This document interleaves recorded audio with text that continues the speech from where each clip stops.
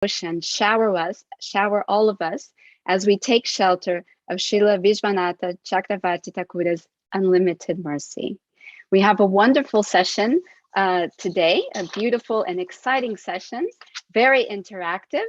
We will have live interactive activities, and we would like to invite you all to participate actively and embrace this wonderful opportunity to learn and associate from each other. So welcome and have a very good, I hope you all have a wonderful session. For those of you who are starting, who are just joining us now, we're starting our second session of our global online event. But before we start, I would like to seek the blessings and permission of Srila Gurudeva so that we can begin this session.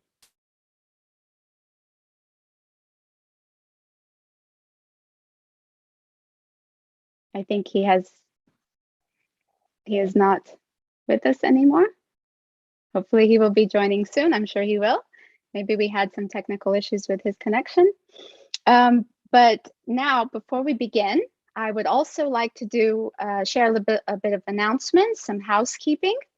First, if you have any kind of question, queries or doubts or technical issues, please go to the chat box and type your question or your query to ask your servant, and we will try our best to solve any issues that you may have.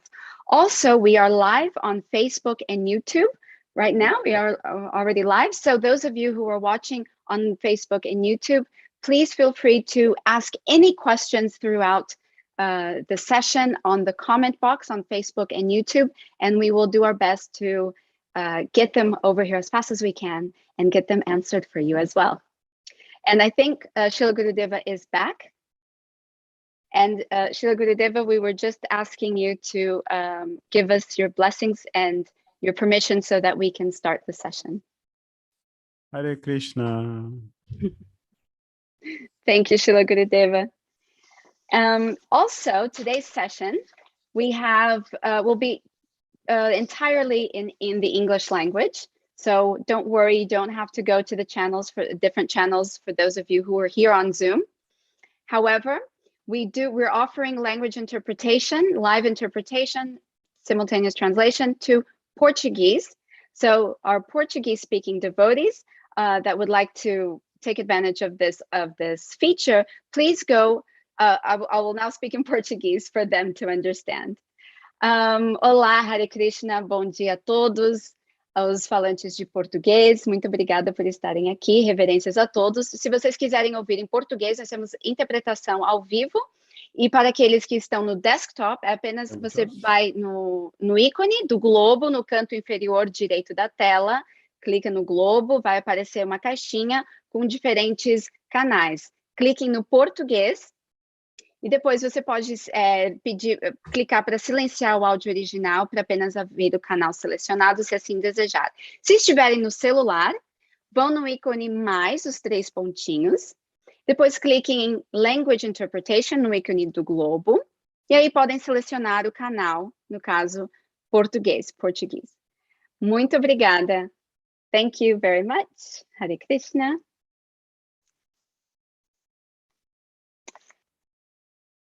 Okay, so now we will go, and I would like to share our schedule with you. So today's session on Madhurya Kadambini, we have our second session today.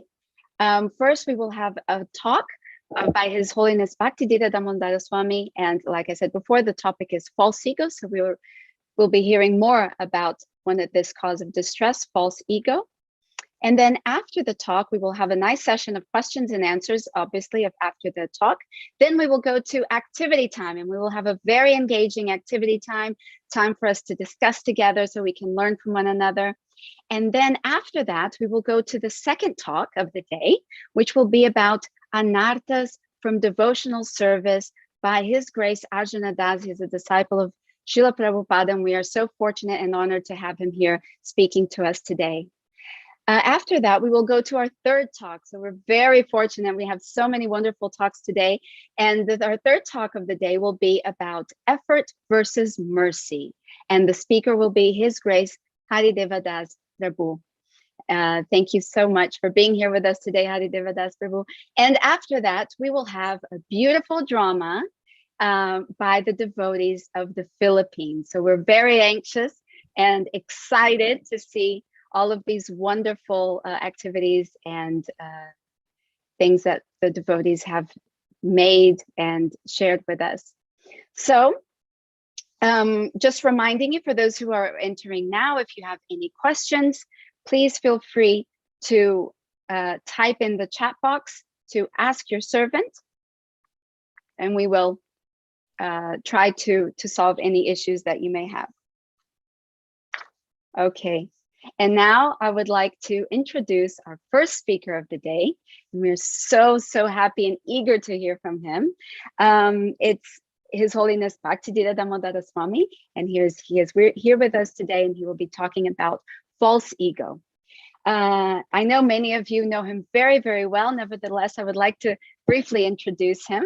Bhaktisiddhanta Damodara Swami is from Lagos, Nigeria, and he is a disciple of His Holiness Bhaktisiddhanta Swami.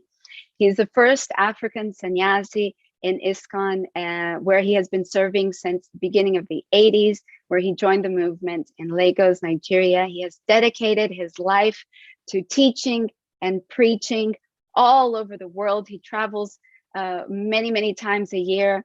Of course, when the pandemic wasn't an impediment, but hopefully he will soon come and visit us all over the world again. And he has conquered the hearts of so many people all over the world, especially in countries like Brazil, India, Mauritius, many countries in Africa, Seychelles, and the United States, etc. And he regularly teaches at Vrindavana Institute for Higher Education and the Mayapur Institute. And he is also leading wonderful, beautiful, self-sustaining farm communities in different countries around the world, such as Ghana and Nigeria. And so now I would like to call His Grace Dridavrata Prabhu from Mauritius to please carry on with the garland offering. Hare Krishna Prabhu, the screen is yours.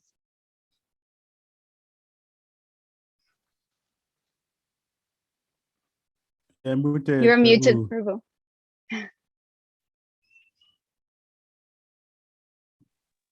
Hare Krishna, Srila Gurudev. Please accept my obeisance for the lotus feet. All glory to Bhaktisiddhanta Swami.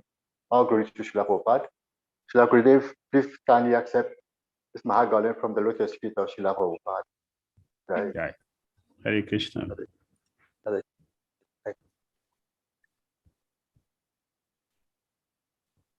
Thank you so much, Prabhu. And now, without further ado, I would like to kindly pass the screen over to His Holiness Bhaktisiddhanta Damodara Swami, who will be proceeding with his talk on false ego. Thank you so much. Hare Krishna. Hare Krishna. Namo Vishnu Padaya Krishna Pritai Bhuttare. Srimati Bhakti Vedanta Swami Nityanamane Namaste Saraswati Devi Gauravani Pracharini Nirvisesa Sanyavadi Paschatya Desacharini. Om Gyanat Mirandasya Gyananjana Salakayan Chakshulul Militam Jana Tasmai Sri Gurave Namaha. Sri Chaitanya Mano Vistam Sapitam Jana Bhutale Swayam Rupa Kadam Mahyam Dadati Swa Padantikam. Pandeham Sri Gurun Sri Yuttapada Kamalam Sri Gurun Vaishnavam Cha. Shri Rupam Shagrajatam Sahagana Raghunathan Vitam Tam Sajivam Sadvaitam Savadutam Parijana Sahitam Krishna Chaitanya Devam Shri Radha Krishna Padan Sahagana Lalita Sri Visakan Vitam Cha. He Krishna Karuna Sindhudina Bandhu Jagatpate Gopisai Gopika Kanta Radha Kanta Namastute Tapta Kanchana Gourangi Radhe Vrindavaneshwari Vrisavana Sute Devi Pranamami Hari Priya Panchakal Pataru Pyascha Kripa Sandhyaye Vacha Patitanam Pavinebhyo Vaishnavabhyo Namo Namaha. Jai Shri Krishna Chaitanya Prabhu Nityananda Sri Advaita Gadadara Sri Vasari Gaura Bhakta Vrinda. Hare Krishna Krishna Krishna Hare Hare Hare Rama, Rama Rama, Hare Hare. Srila Prabhupada ki jai. His Holiness Bhakti Tirtha Swami Maharaj ki jai. Gaura Bhaktivinoda ki jai. The Divine Grace Srila Visvanatha Cakravarti Thakura Mahasaya ki jai. Hare Krishna, dear devotees, we are very happy to be with all of you this morning and looking at the teachings from our acharyas. And we are looking at one of the wonderful renditions of Srila Visvanatha Cakravarti Thakura. And His Holiness Bhakti Maharaj has commented on this. He gave us a beautiful explanation on this topic so that we can have a better understanding. So Visvanatha Cakravarti Thakura has so magnanimously come into this world from his residence in Goloka Vrindavan to warn us all of the many obstacles on the royal path of devotion. And most importantly, to teach us very meticulously how to progress step by step in falling madly back in love with our worshipable Lord Sri Krishna. We all have the choice of where we will suppose our madness. We can remain mad for sense gratification, or we can become fully transcendentally mad. Dear devotees, let us invite the Kadambini to shower Madhurya on our external and internal environment, extinguishing the blazing forest fire of material attractions and attachment once and for all. Visvanatha Cakravarti Thakura, as we were discussing yesterday, gave us 5 causes of distress. So yesterday we looked at avidya, nations. A lack of true knowledge brings distress. So today, this morning, we are going to look at asmita, false ego. Most of us are familiar with the word ahankara, but here we're using this word asmita, which means the same thing, false ego. We are using this word here, ahankara and asmita. Ahankara, what is the difference between them? They are the same and they have the same meaning, but actually when you have 2 things, there's always some difference. So when we look at the ahankara, false ego, it means one of the elements of my material energy. And asmita means it's not the element, but is a manifestation, is a symptom of the false ego which we normally have. So understanding false ego. What is false ego? False ego means accepting this body as oneself. When one understands that he is not this, his body and his spirit soul, he comes to his real ego. Ego is there. False ego is condemned, but not real ego. If you have something which is false, means there is original one. So what is the original and what is the false? The original is the spirit soul. I am eternal servant of Krishna. Eternal servant of Krishna. My position as a servant of Krishna never changed. It's eternal, permanent. So it is absolute truth. I never changed. But false ego can change because it is material. All material things changes in course of time. The time affects everything material, but time does not affect anything spiritual. So the real ego does not change, but false ego changed from time to time. That means Now I am acting falsely. What time I can act in a genuine way. That means when one have attained the real spiritual knowledge, which we're discussing yesterday, when one attains the real knowledge, the real true knowledge, one would also come to a full realization that I am not this body. And the moment one understands that I am not this body and one is acting on the spiritual platform, his distress, which is caused by false ego, is destroyed. We don't have it anymore. False ego means selfishness. Having a false ego means aham mameti. Being focused on what we desire to experience. In essence, dissolving the false ego is unequivocally the most difficult problem for any spiritual seeker. That is true. We can explain more about false ego. False ego, ahankara. False ego means what? The junction. False ego means the junction between we and Krishna, the material and the spiritual. What is in between? What is in between us? The spiritual and the material. That thing which is in between that is blinding us from seeing the reality is false ego. That is false ego.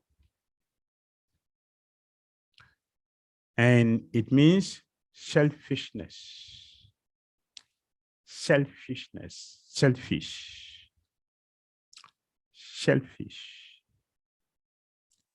That we get angry. That one get angry in this material means what? False ego. One who has no false ego will not be angry at anything, at anyone. That anyone who gets angry is affected by false ego, is acting under false ego. Why? Because I'm thinking they step on my body, step on my feet. Why you don't realize that I'm the supreme God? Why do you step on me? But the person, nobody has ever stepped on us. Or somebody insult you. Look at your ugly face. My face is ugly, but I'm not ugly. Because the spiritual is not ugly. The spiritual is not material, therefore it's beautiful. But due to false ego, I'm accepting that this body, which is material, which is not me, to be myself. Therefore, whatever happened to this body, I will react negatively to it. False ego. And that causes distress. That causes distress. That I've accepted this material body to be me, to be myself. Therefore, whatever happened to this body, I will react negatively. For example, someone say, look at your ugly face, right? And you get angry. And one gets angry. Why do you insult me? I will slap you, slap me. And what is the end? The end result that both of us will be injured. We're going to spend a lot of money. It will end with the police. We're going to spend a lot of money. It will even end up, may end to death. It may end at death. So it is a cause of misery, distress, false ego. Therefore, it needs to be carefully studied and understood. Because this false ego causes misery, we should look at this as an obstacle. It's a major obstacle. It's confronting every condition of souls, socially, mentally, and even intellectually. We may be able to fool others and ourselves. But when it comes to false ego, we cannot gloss over the reality. It is the false ego which constitutes the major obstacle. They were returning back to the Lord. It is the central interference in our spiritual journey. It is the main obstruction towards spiritual acceleration. How is it? How is it a major obstacle? How is it a main obstruction to our spiritual acceleration? How false ego is a main obstacle, the major obstacle, and the main obstruction. One who is falsely proud will not have the humility to undergo the discipline which is necessary for our advancement in Krishna consciousness. Because I'm going to react negatively to every situation, including the arrangement the Krishna or the spiritual master have made for my own advancement, I'll be an obstacle to it. Why? False ego and avidya, ignorance, nations. And Krishna knows everything that we need to experience to become purified. They are acharyas, they know what we need, all the experiences we need to have to go through in our Krishna consciousness to become a pure devotee. But we will become the obstacle to the process due to false ego. For anyone to His Holiness Bhakti Maharaj explain all these things in his book Surrender. For anyone to become very humble, we need humiliation. But false ego will not allow humiliation to take place. We will not accept humiliation. It will be too much to accept humiliation. Gurudev said here, it is a main obstruction to our spiritual acceleration. It is a major obstacle. Asmita, false ego. Who are you to instruct me? Who are you to instruct me?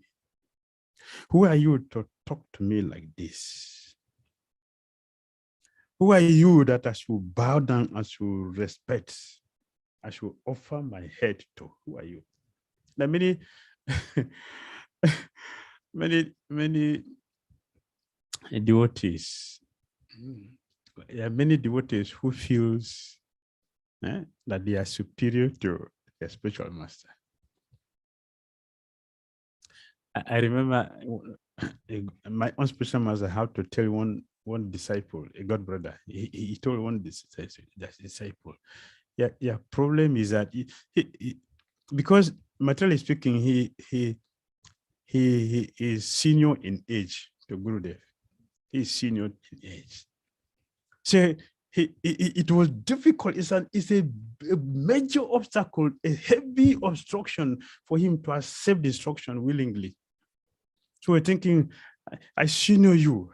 I'm senior to you. How can you instruct me? And this had been the problem from the beginning until today for this particular God brother. When we have this false ego, we should try to understand we are repeating the word, the major obstacle, main obstruction for our acceleration, spiritual acceleration, for us to move forward. Obstacle is a heavy obstacle, major obstacle for us to move forward in our Krishna consciousness. False ego has to be looked at very carefully. It's a major obstacle, main obstruction.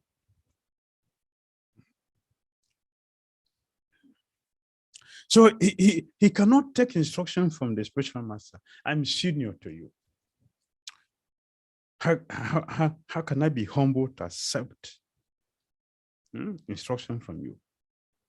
Because of this false ego, we cannot make advancement in Krishna consciousness. Because yesterday we were listening to Bhagavad Gita, where Krishna mentioned the item of knowledge. He had mentioned 20 items of knowledge, beginning with the humility. Without humility, one cannot learn. Even even materially speaking. One experienced materialist said, you should bend down low, then I will teach you what I know. What is that? False ego has to be done with. You have to keep false ego away. You should bend down. Only when you bend down, it means what? You have to humble yourself to me. Humility is the beginning of the items for getting knowledge. So without controlling this false ego, we cannot make advancement. We cannot make advancement.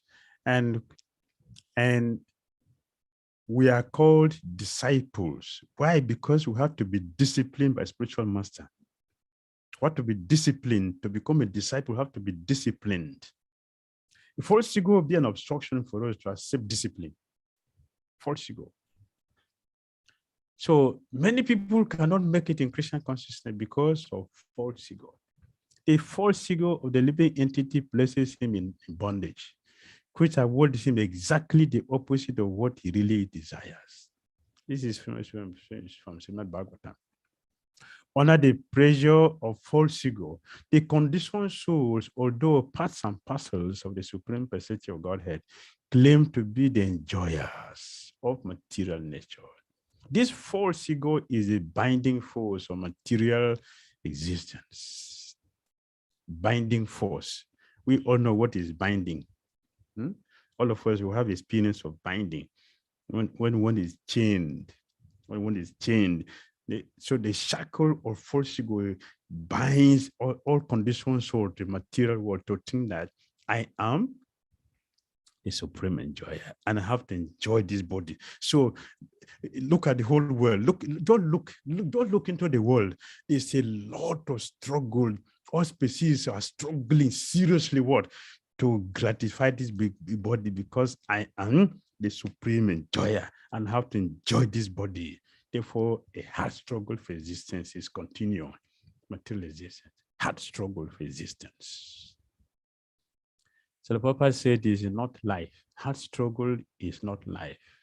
Hard struggle to exist, it is not life. It is not enjoyment. It is punishment."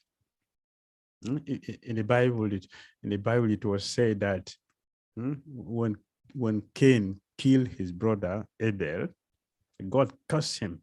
You will till the ground. You will till the ground. You will suffer seriously before you and sweat before you get what you need to maintain yourself. Why? False ego. False ego. It's a binding force. So we'll look at the result of false ego. The result of false ego. The more that we just think of ourselves, the more we are supporting or fueling the fire of false ego. Gradually, we will begin to feel gloomy and our enthusiasm will burn away along with our devotional credits. This is a reflection to Gurudev's book. The more that we just think of ourselves, selfishness, we started from selfishness, false ego, selfishness. The more we are simply thinking of ourselves, putting ourselves in the center and trying to remove Krishna from the center, false ego, the more we are supporting or fueling the fire of false ego. Gradually, we will begin to feel gloomy. And our enthusiasm will burn away, along with our devotional credits. False ego, we can never avoid to make offense. It is very, very easy for us to step on so many people's toes, but false ego, very, very easy. In fact, it's the easiest thing. It's the easiest thing. It's the easiest way for us to offend anyone, to make offense. It's false ego. A person who is free from false ego will never offend anyone. Never. But in false ego, it is very, very easy to offend people. And we are doing this constantly.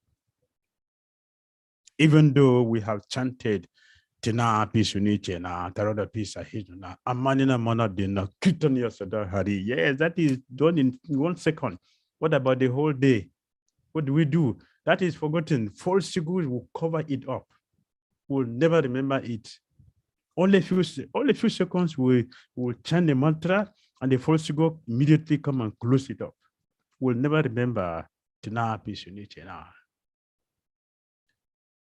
The more that we think of ourselves, the more that we think of ourselves, which is what? False ego. I am this body, and I have to enjoy this body. Krishna is removed from the center, as if we have the power to do that. The result is that enthusiasm is bent off, become gloomy. A lot of anxiety, distress will come because of the offenses we are making to all living entities. We will not be happy. I will not be enthusiastic in our Krishna consciousness. There is the credit of our devotional activities will be destroyed. Offenses, false ego.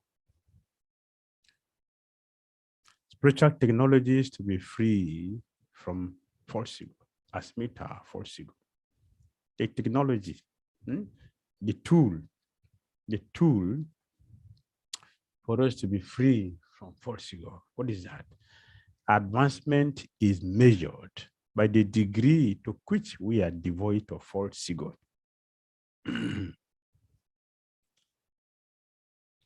We want to know one of the questions, what are the major questions that the devotee usually asks? How do I know I am making advancement in Krishna consciousness? This is one of the tools. Solene Bhaktita Maharaj Suranda book. Advancement is measured by the degree to which we are devoid of false ego. How much is my false ego going down? And how do the false ego go down? We already mentioned by how much we can accept humiliation,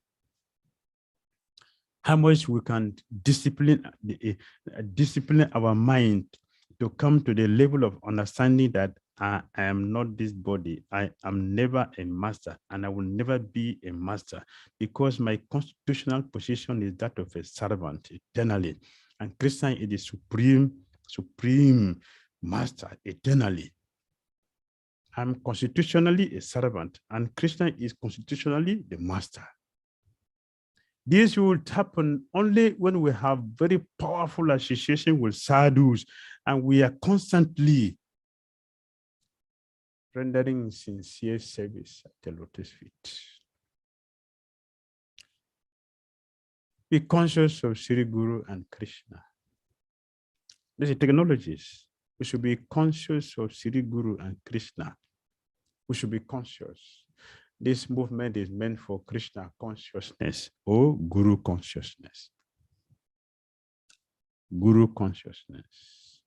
Srila Bhaktisiddhanta Saraswati Thakur Prabhupada said, if I don't remember my spiritual master every moment, if I don't remember my spiritual master every moment, every hour, every day, every week, every year, then I will place myself in the position of being the master. False ego comes in. So we should be conscious of Sri Guru and Krishna. Makchita Sarva Durgani. Makchita Sarva Durgani. Mat Pasada Tarishyasi. Ata Chetam Ahankaran. Nasroshasi. Binakshati. Binakshasi. Makchita. Makchita. Makchita. We should become conscious. We should become conscious of Krishna. If you become conscious of me, Makchita, what will happen? Sarva Durgani, we will overcome all, we will pass over all obstacles. How? Mad Parsada Tarishashi, by Krishna's mercy. By Krishna's mercy. By Krishna's mercy. Atachetum, ahankaram. But this is a but. But when but comes into any sentence, everything is changed. So Krishna is saying, if we are conscious of him, we will become free from all obstacles. But if out of false ego, we are not conscious of him, then we be lost. We'll be lost. Who is not lost in this material world? We are all lost in this material world. We are lost into material energy. And material energy is tossing everyone here and there, being lost for the fact that we are not listening to Krishna. Why we are not listening to Krishna? False ego. False ego is very destructive. So Visvanatha Cakravarti Thakura is a cause of distress.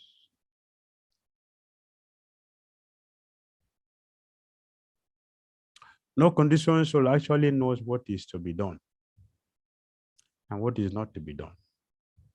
But the person who acts in Krishna consciousness is free to act because everything is prompted by Krishna from within and confirmed by the spiritual master.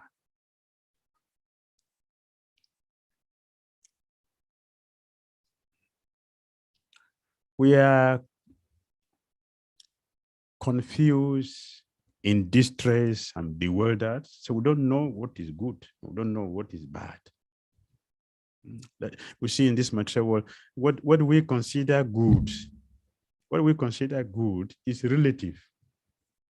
My good is a bad for you, and your bad is good for me. Or your good is good. Your good is bad for me, and my good is also bad for you. Right? I'm aligned to engage in sinful activities. So it's bad for me, but I consider that is good. For me, this is very good. For an intelligent person, that is very bad. So what we consider good or bad is relative. Another example, charity. Giving charity is very good, it's relative. Yes, but a person who is conditioned, what do we know about charity? What do we know what is charity? What do we know what is good? What do we know what is bad? We don't know what is good, we don't know what is bad. Only when one acts in Krishna consciousness, only when one comes in contact with Krishna consciousness, and the spiritual master will guide us and confirm our activities, then it is beneficial and wonderful for all conditioned souls. We should learn how to follow Krishna's plan. Why? Because Krishna is all good. Krishna is all perfect. Krishna is all complete. And we are not all perfect. We are not all good. We are not all knowing. We are not. And Krishna is Satchidananda. We are not. We are Sat. We are Achit and Nirananda. Therefore, it is better for us to follow Krishna's plan because he's all knowing, he's all good, he's all complete, he's all perfect. If you follow him, they will always be auspicious. If we act according to our own plan and then try to relate it to Krishna, the ego will cause us to stumble in different ways and will feel distress. We should try to think of how to bring about the greatest spiritual effect and position ourselves to assist either directly or indirectly. Everything that deals with Mishra or mixed bhakti brings pain and distress. Mixed devotional service brings pain and distress. Mixed devotional service. And because we are conditioned, so we don't know what is good for us, we don't know what is bad for us, it is better for us to follow Krishna. Because if we follow Krishna's plan, there's no question of good and bad. There's no relativity in Krishna. Everything is completely perfect and transcendental. So it's better for us to follow Krishna's plan. If we follow Krishna's plan, we will not miss the road. A person who knows the road, if you follow a person who knows the road, will never miss a road. If you don't know the road, you can ask many people. You can ask many people. They will direct you here, will direct you there, mislead you to many places. You'll be in distress. Like Nonditan, Prabhu and his associate, they were going from Jagannath to Navadvip. It took them months and months and months because they will go to this direction and ask, my dear brother, where is the road to Bengal? Oh, you have to go 20 kilometers back the way you came. Can you imagine? They will follow the word and go, say, oh, my dear brother, you have to go 2 hours the way you come. So in this way, they spend months on the way for a journey which will take a very short time. But one who knows their own is different. Their own was due to spiritual madness. It was not. Visvanatha Cakravarti said we should be spiritually mad. So they were spiritually mad. That's a different thing. It's ecstasy. But for those of us who are materially mad, it is frustrating. It is frustrating. It is distress. They were not distressed. They were in bliss, and it was just happy and completely satisfied. So it is better for us to follow Krishna's plan. Then everything will become successful and wonderful. Yes, be alert. Prabhupada is teaching, he's pointing, be alert. Be alert. If we do not have an alert consciousness, now these days we're familiar with alert. Did you get alert from the bank? Did you get a alert from the bank? Yeah, the bank notify you that someone has put some money, and I'm taking the positive way. Someone has put some money in your account. Did you get alert? I've sent you some money. Did you get it alert? Yes, I got alert. They sent me $2 billion on account. So the alert is there. There's a spiritual alert. Prabhupada is giving the spiritual alert. We should be conscious. If we do not have an spiritual alert, we are not spiritually conscious, we will bring various contaminations into our minds and into our minds and our lives. Just as if we are not conscious of our alert, somebody will remove the $200 million from our account and they will not get it. We will not get the alert, only to discover it later and you are finished. Distress, anxiety, frustration. But if we are spiritually alert, so Prabhupada is giving us the warning, then we will undergo distress in trying to eliminate the problems that could have been avoided in the first place. The problems you are going to experience tomorrow should be taken care of today. It means a lot. We should be conscious of our situation. What I'm doing now, will I be happy with the result tomorrow? Because the consequence is going to come tomorrow. If we follow Krishna, if you follow Krishna pure devotees, follow Srila Prabhupada is warning us. Devotional service is simple, but becomes complicated when we are dishonest, lazy, and take Maya for granted. So we should be spiritually alert to know what is coming into our mind, what is coming into our consciousness. We should be alert. Know what is coming in. If you know what is coming in, then we know how to eliminate it to avoid what is going to happen tomorrow. Even if it has not happened today, do not be foolish to think that it will not happen again. It will still happen. Don't indulge in self-pity. What will lamentation do? Don't indulge in self-pity. In Kali Yuga, considering ourselves wonderful and expert is a sign of our fallen state. At the same time, we should not immerse ourselves in self-pity, which is another symptom of playing God. Self-pity means that instead of becoming truly humble, we expend our energy feeling sorry for ourselves. Everything still revolves around us, false ego. I don't have wife. I don't have a husband. I don't have money. I don't have house. I don't have prestige. I don't have beauty. I don't have intelligence. I don't understand the scripture. I'm not a good teacher. I don't know how to chant Japanese. I'm very lazy. It's false ego. It is not selflessness. This is false ego. Just simply false ego. And Gurudev said, don't curse darkness. Don't curse darkness. Light the candle. That's all. Just light the candle.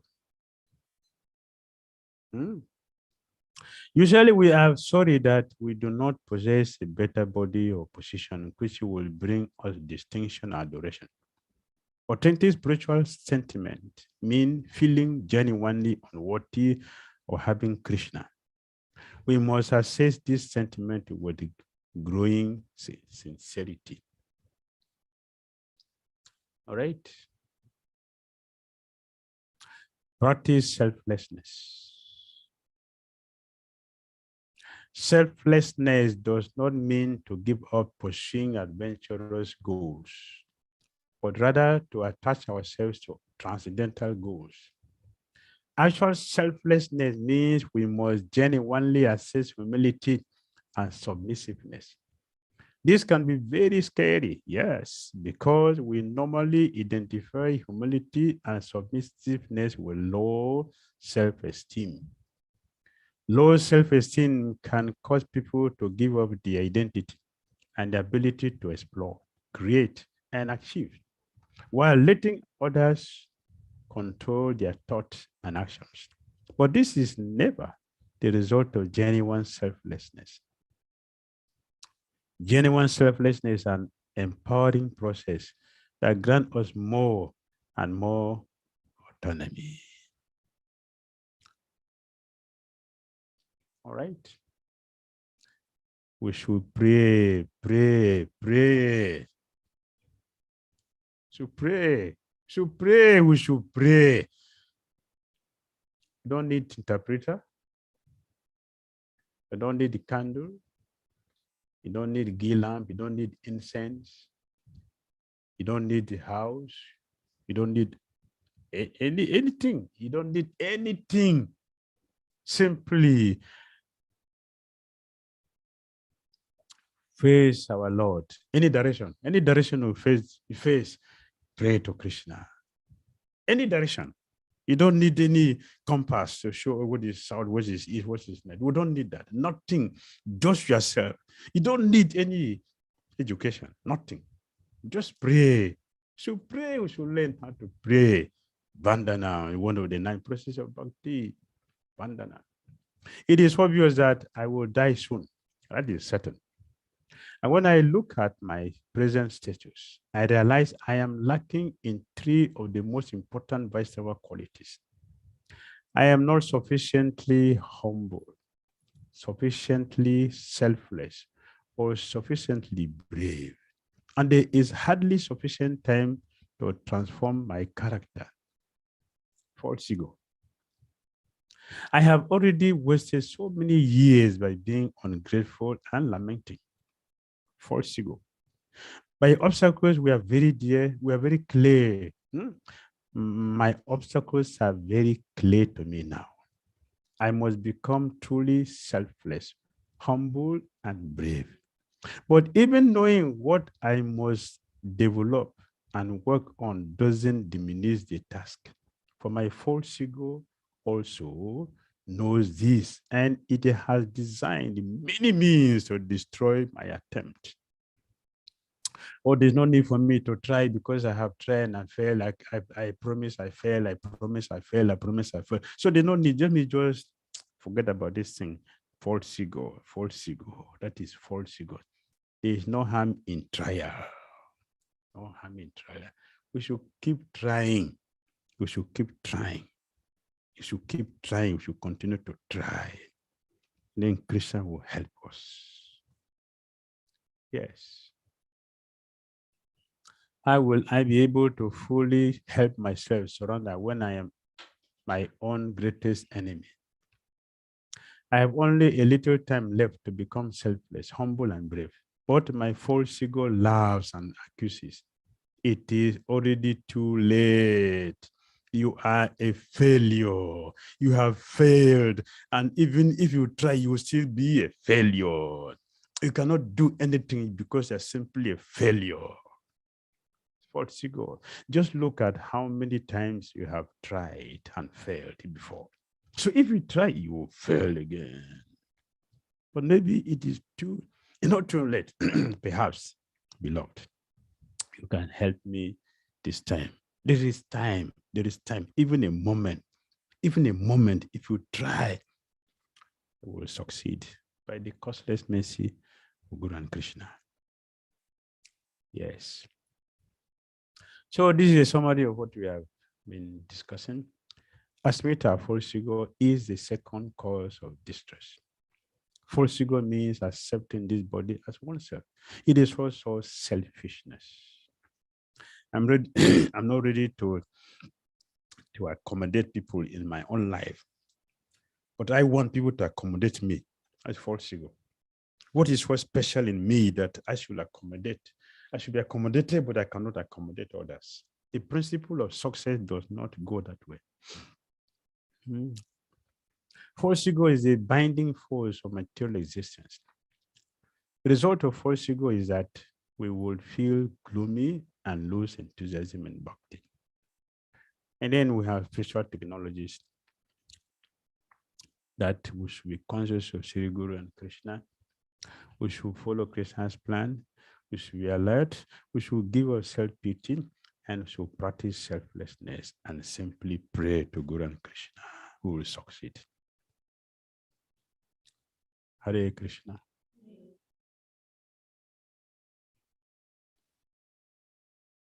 Hare Krishna. Thank you so much, dear Gurudeva, for such a wonderful and clarifying class about false ego. And we would like to now invite the devotees who would like to raise their hand, their virtual hand, to ask a question. And for those of you on Facebook and YouTube, please, you can share your questions in the comment box and we will be happy to take them. And if we have time, we will try to answer as many as we can. So we have one hand up from Pranahari Das. Prabhu, please, the screen is all yours. Thank you, Hare Krishna. Hare Krishna. Thank you, Madhurya. Thank you, Hare Krishna Maharaj. Thank you very much. Again, hammering our head with the big hammer, which is required every day. that's actually we unless we don't attend your class, we forget actually. That is the false ego we have. Now we are back into this. Thank you for reminding us that this false ego is hurting every day and taking our spirituality actually. That is the fact actually. Now Maharaj, thank you very much once again. And my question is, I have two questions, so please bear with me. My first question is like when we are growing, we are continuing our journey in Krishna consciousness, and when we see devotees are coming up, the new devotees, so we feel superior, to them, that we are superior, we are senior, and we are more elevated. And we kind of generate our false ego, so we don't realize. So how do we bring that down to the, as you mentioned, the Trana Puchane, we don't practice every second. We have to practice. So how do we bring that actually in practice actually? Like you said, we should have more association so we can have hammer on our head. Bear down, my dear. That is required every day. And Prabhupada has established that. The technology Prabhupada has established for us to always come together and hear. Then we'll be reminded about this in a Canto 4 Sriman Bhagavatam. Now the money gave us the principle of overcoming distress.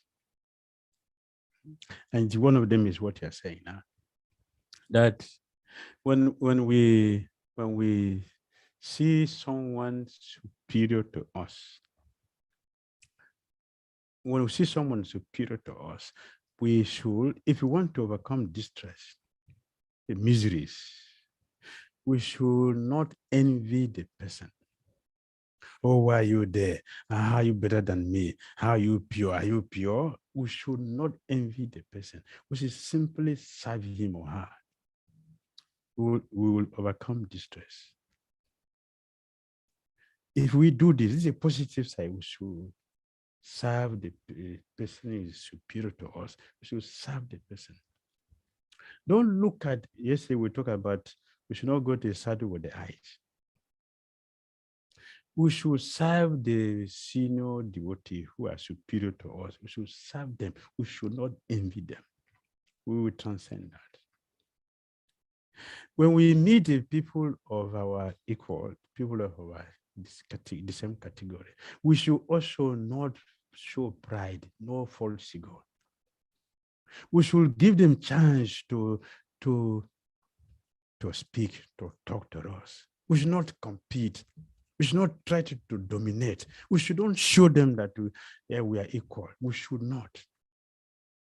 We should listen to them and learn. Let them express their feelings to us. So we'll learn from them. Don't show off. False ego is a problem. And the third one is, when we see someone who is genius to us, we should not exploit them.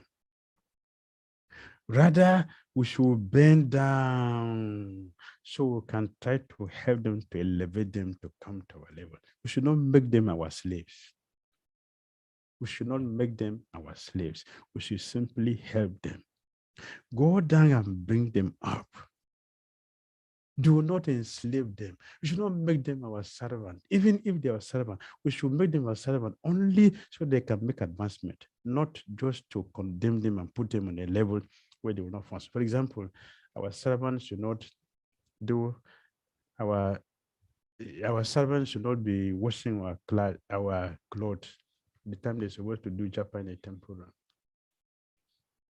Our servants should not be going on message. Something they can do later on, they should not do it during our japa. We should be careful to watch it down and stop it, even if it's some musical disciple doing that. We should stop them. So we don't make them our slaves. We should help everybody to come up in their Krishna consciousness. That the Muni said, if you follow this principle, we will transcend the miseries. All right. Next. Thank you very much, Yeah. Gurudeva. Yeah. Just one more Yes. question. Sorry. Sorry. May I ask Go one ahead. more question? Sorry. Yeah. Okay, Maharaj, one more question is like, when I see that the senior devotees chastise me, so I'm become envious to them, so I feel that they are against my progress.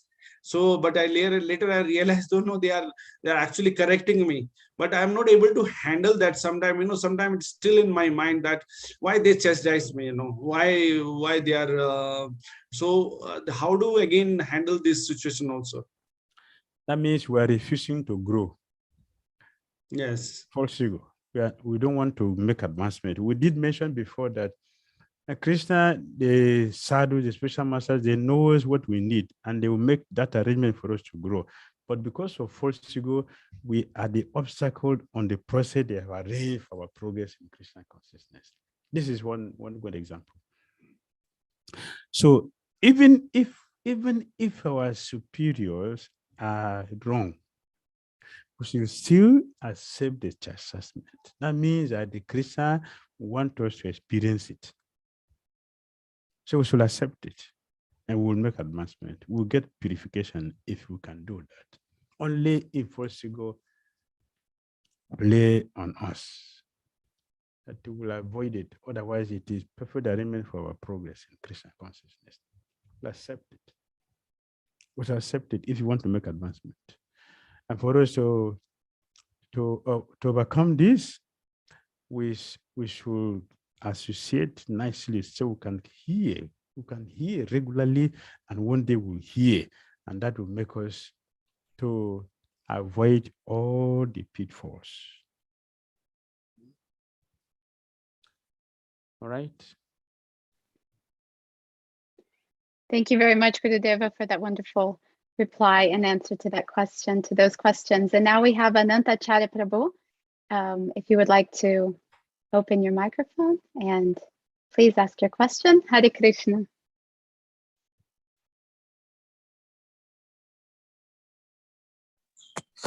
Hare Krishna. Hare Krishna. Thank you.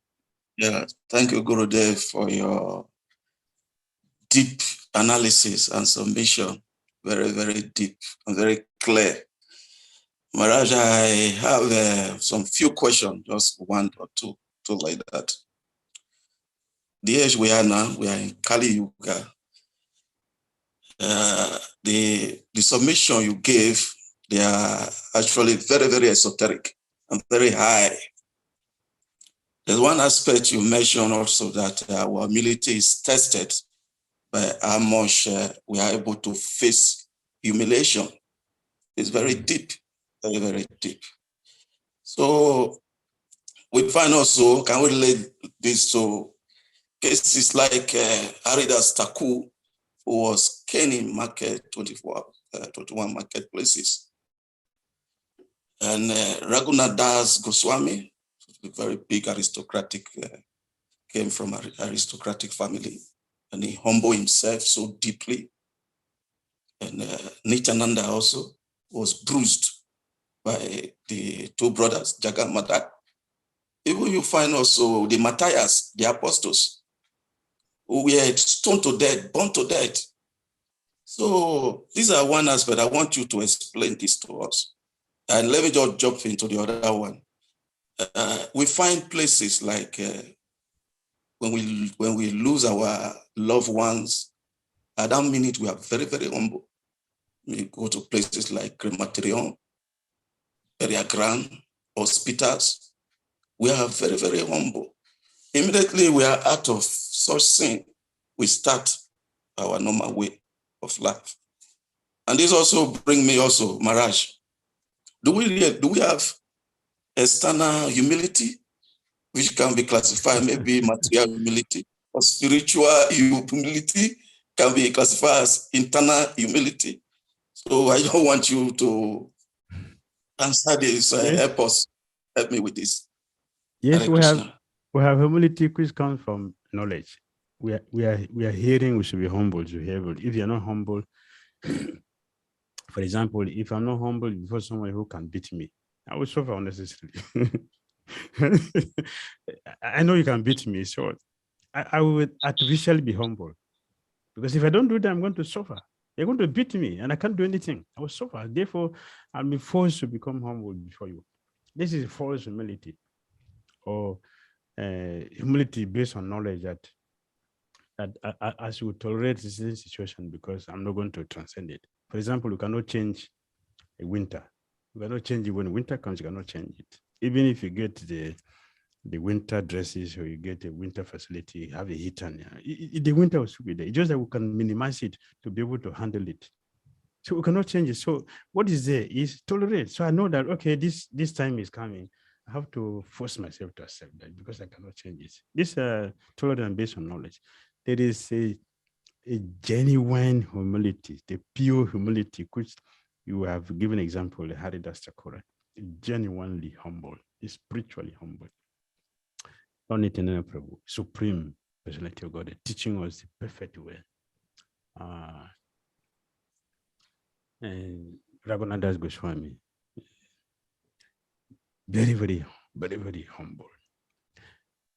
The spiritual humility is based on the realization. These people, they have practically seen our tiny nature. They know this. They have seen it clearly how tiny we are. Therefore, they are naturally humble, and they will accept. And they will also see the supreme position of Krishna. So naturally become very humble, seeing ourselves as they see Krishna. They just surrender to that. This is natural humility. It is based on purity, not based on knowledge, and not based on circumstances. So our Krishna consciousness should be practiced to take us to that level, because we all aspire to become a pure devotee by this process. And that is why our acharyas, they took their time to prepare us. They took their time to prepare us. So you can decide to fall in love with material madness or the spiritual madness. The choice is in our hands. We can follow the examples of the great personalities. And then by their mercy, we will gradually come to this platform. All right. Thank you. Thank you again for that wonderful answer to the wonderful question. And now we have His Grace Kadeva Goswami Das, who would like to ask a question as well. So Prabhu, if you could open your microphone.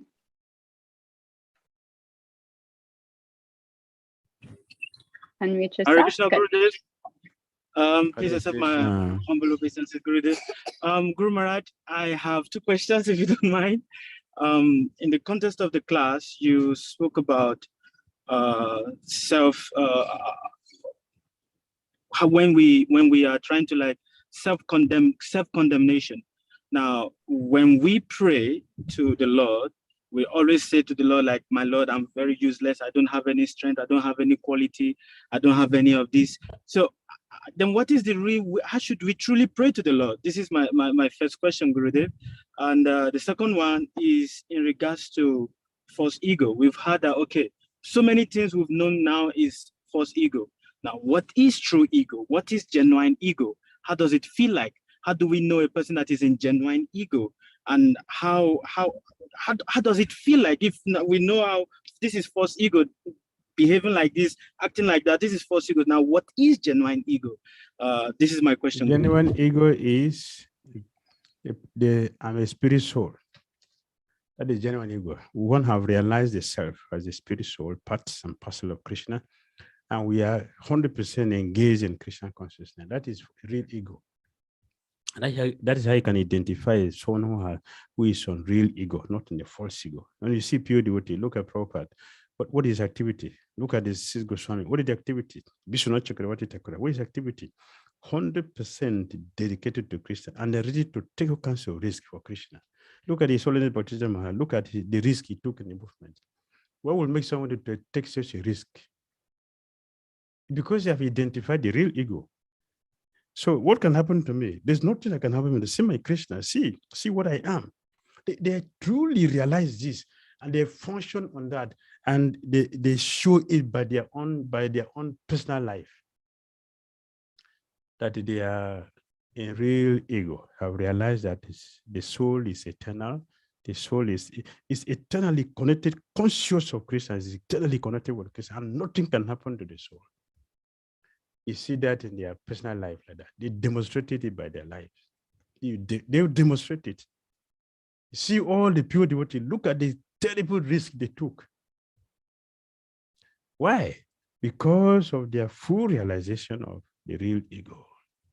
And they follow that.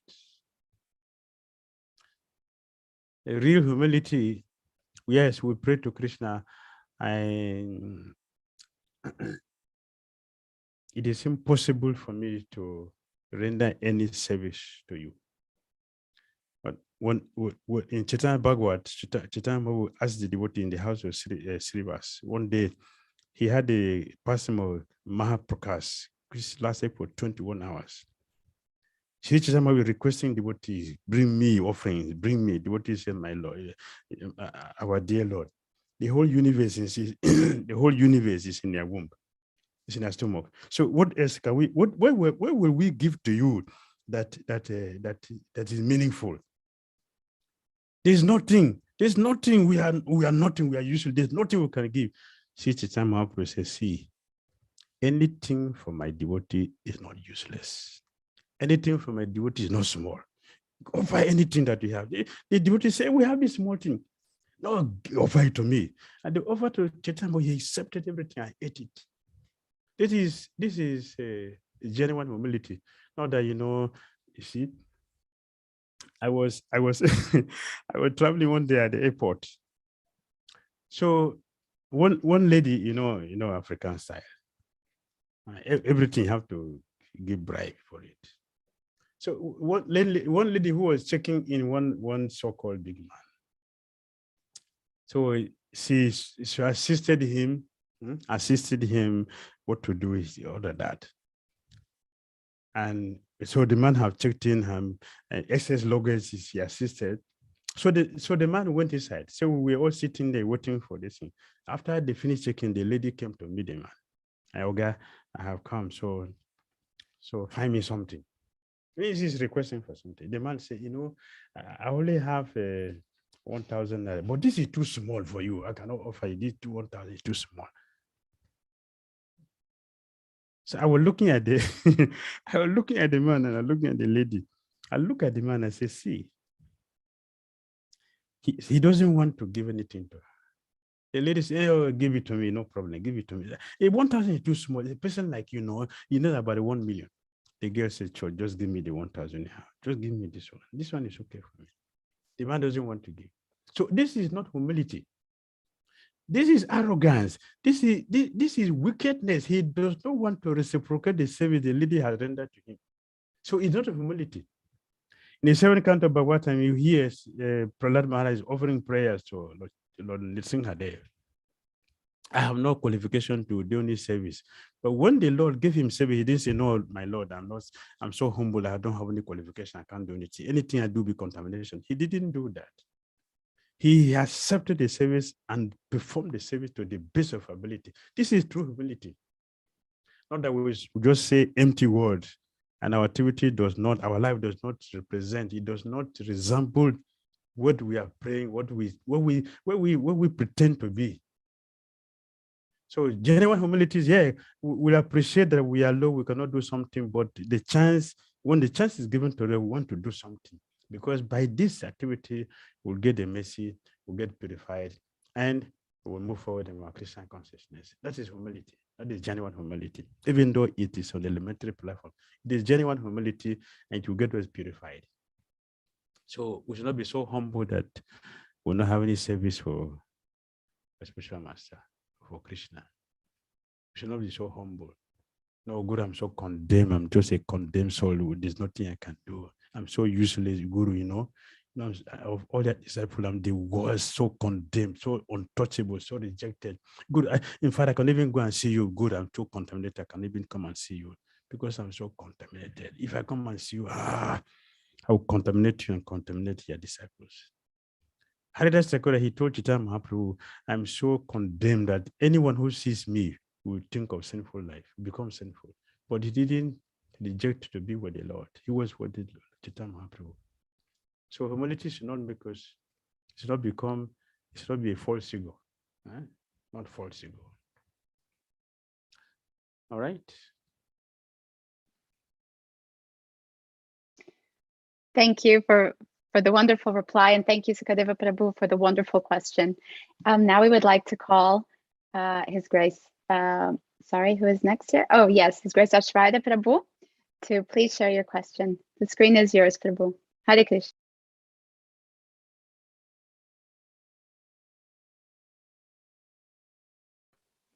Hare Krishna, Mataji. Thank you very much for allowing me. Hare Krishna, Srila Gurudev. Please accept my humble obeisances. Thank you. Srila Gurudev, thank you for sharing this deep realizations about humility with us. Gurudev, my question is, being in a conditioned state, identifying very much with false ego, I don't understand what is the plan of Sri Guru and Krishna for me in my life. So my question is, when does it get revealed, and what is the qualification one needs to have to understand what does Sri Guru and Lord Krishna wants from me in my life? So ask him. Ask the Guru. He will tell you. He will tell you what you should do. And whatever he says, you should do it. That is how we move forward in our spiritual life. Anything we don't know, we should ask. We should ask so we can know. Some people say, don't die in silence. Ask your question. You will get answer. Or Jesus said, knock, the door will be open. Ask, ye shall. Ask, ye shall be given. Right? Seek, ye shall find. Jesus said that in the Bible. Ask. You will know. So he has a special master. What service can I do for you? He will tell you. All right. Yes, Srila Gurudev. Yes. Thank you very much. Srila Gurudev, can I ask another question? As the moderators, I'm not independent. I depend on the moderators. As the moderators, they have the power. Mataji, can Go I ask ahead, another Prabhu. question? Go ahead, please go ahead. Yes, Srila Gurudev. Gurudev, my question is, I have a very strong tendency to accept or reject people based on their appearance. I mean, how to keep this mentality in check? That is dangerous. That is very, very dangerous. Assumption is very dangerous. Assumption. Very dangerous and risky. It is false ego. And avidya. Yesterday we talked about avidya. Today we are talking about false ego. Both are very dangerous. They cause distress. Assumption is very dangerous. So we shouldn't assume things. We should get everything clarified. So we should not just look at people and just conclude, oh, this is very bad. Oh, this is very wrong. We should not. The pure devotees have a very, very unusual nature. That if you look at them externally, there's a very beautiful leader in the Chaitanya Bhagavad. But we're not going to take all that because of the time. Other things have to follow. So I don't want to take all the time. I want to follow the time. So I will not go into the details. But Pundari Vidyanidhi is a Maharaj Pesabano in Krishna Lila. He came in Chaitanya Lila as Pundari Vidyanidhi Maharaj. So externally, he was very opulent, externally, very opulent. And if you look at him, his trust can is made of gold, not plastic. Like we have, we are reduced to poverty to the level of plastics. We are just dealing with plastics. His trash can, what he's packed in after chewing pan is gold, made of gold.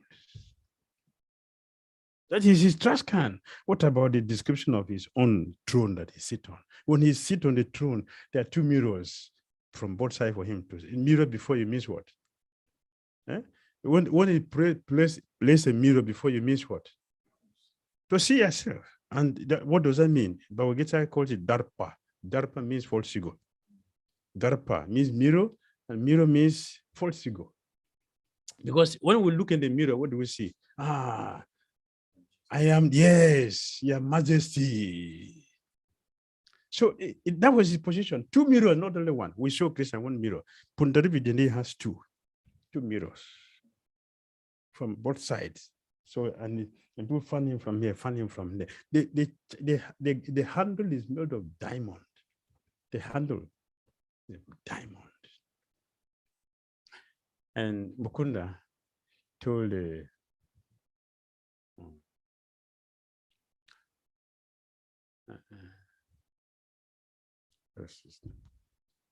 Gadadhara Pandit. You are very attached to sadhus. You are very attached to pure devotees. A very exemplary, wonderful sadhu has come. Pure devotee has come. I know you like us to say immediately, yeah, let's go there. When he got there, what he saw was completely different from what he was told. So I zoom. Where is the devotee I was told I'm coming to see? It's a sense gratifier. That was assumption. Very, very dangerous. So I'm not going to give you the whole detail of the story, but it takes some time. It's very, very sweet and powerful. So assumption is dangerous. We should not just take people on the face, because we'll make a lot of mistakes. A lot of offenses, which will cause us distress. If you want to mistake a snake for a rope, is it palatable? Disastrous. If you mistake a rope for a snake, disastrous. So we should not take a stake for rope, neither a rope or a snake. Both of them are risky and dangerous. Don't look at devotees externally. Don't look at it. In fact, it's an offense, right? It's right from the face that once you see a devotee not feeling happy, that is paramaparat. Just that alone, before you even go into the analysis. To see a devotee not feeling happy, that is paramaparat. Very, very dangerous offense. Great offense. One should be happy upon seeing a devotee. To not feel happy upon seeing a devotee is very dangerous and risky. Hare Krishna.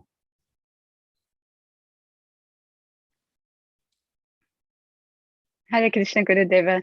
Thank you again so much for the wonderful class and for teaching us more about what false ego actually is and how it is the main obstruction and the major obstacle to our returning back to the Lord. And also for giving and explaining to us these wonderful spiritual technologies, these tools that can help us be free from false ego. So thank you so much. And now we will move on to our next activity. Hare Krishna, Gurudeva. Hare Krishna. And our next activity is following on this topic. So we would like to now invite all of the devotees to please actively participate in a brainstorming activity. So I will explain how this activity will work. So basically, do we have the instructions? So we would like to encourage all of you to brainstorm. In other words, to come up with ideas and share them here with all of us so that we can learn from each other on how we can become free from false ego and then by applying these spiritual technologies that we've just learned.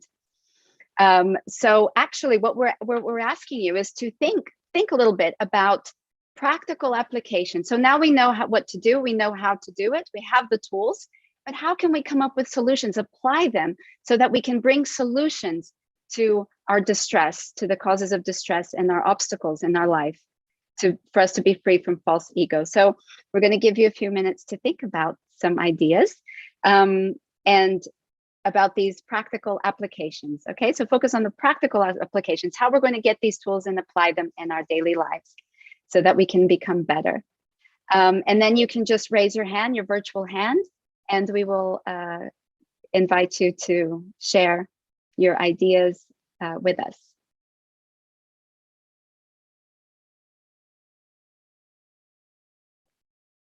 So please feel free to start if anyone wants to have a go. And for those on Facebook and on YouTube, you can always put your ideas on the comment box and we will share them here with everyone. Okay, so we have His Grace Sukadev Goswami Prabhu. Please share with us your practical application. Hare Krishna, the screen is yours. You can unmute yourself.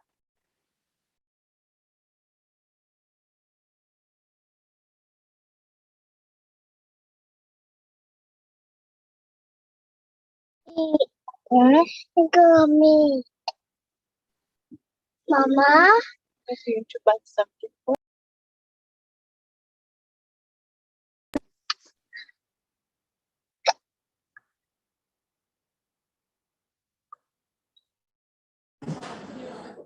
Hello, can you hear me? Yes, we can hear you now, Prabhu. Okay, some years ago, Srila Gurudev said in a class, he said, the best way when you know that you have false ego or you have envy or jealousy towards another devotee or another person, the best way to be able to bring down that jealousy or that envy is to serve the person. And he gave explanations like, for example, if there is a kirtan program that is going on, whereby you see that, oh, you are singing a kirtan and other people are participating, but then another person comes to sing kirtan and people participated more in that kirtan activity, and then the ego, the mind starts bumbling and like, oh my God, look at other people are participating more in this person's activity. The best thing to do at that minute is to participate and serve that person. By participating and serving the devotee, by doing this, we are able to bring down our own jealousy and our own ego, because at that moment we humble ourselves. So this is just a little contribution from what Srila Gurudev have said some years ago. Hare Krishna. Thank you very much. Hare Krishna, thank you very much. As you picked up a wonderful point about putting ourselves in a more humble position. Thank you so much, Sukadev Prabhu, always with wonderful contributions to us. We're so fortunate to have you here participating. Thank you so much. So yes, we're open to anyone else who would like to take one of these tools and say how they can actually apply them in their day-to-day. It can be prayer, practice selflessness. How will you take this tool of, for example, being alert? How can you be more alert in your day-to-day?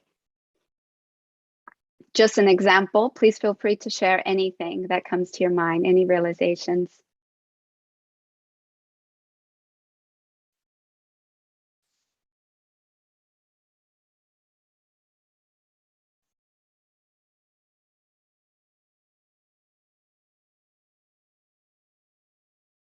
Okay, we have Vanabihari Prabhu, His Grace Vanabihari Prabhu. Hare Krishna. Please share with Hare us. Krishna Mataji. Hare Krishna Mataji. Please kindly accept most humble obeisances. All glories to Shri Guru and Gauranga. You're on mute, Prabhu. Okay, is it okay now? Okay, Yes, Jai. it is. Please So, go. yes. So I would like to contribute about the pray. We need to pray.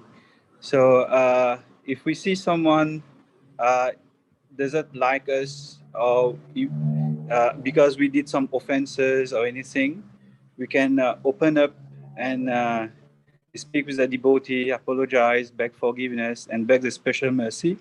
And at the same time, pray so that we don't repeat this again. And in just case we see someone is sick and is very far from us, if we can speak, that's fine. If we can help practically, that's very good. But in just case we can't do anything, we can reach that devotee or that person by prayers, because where we can't reach, our prayers can reach. So this is a little bit what I would like to contribute about prayers. And also Srila Gurudev is very good at it. Any devotee who is not well, any person, so Srila Gurudev always prays for the devotees. Like in Mauritius, many devotees has been affected.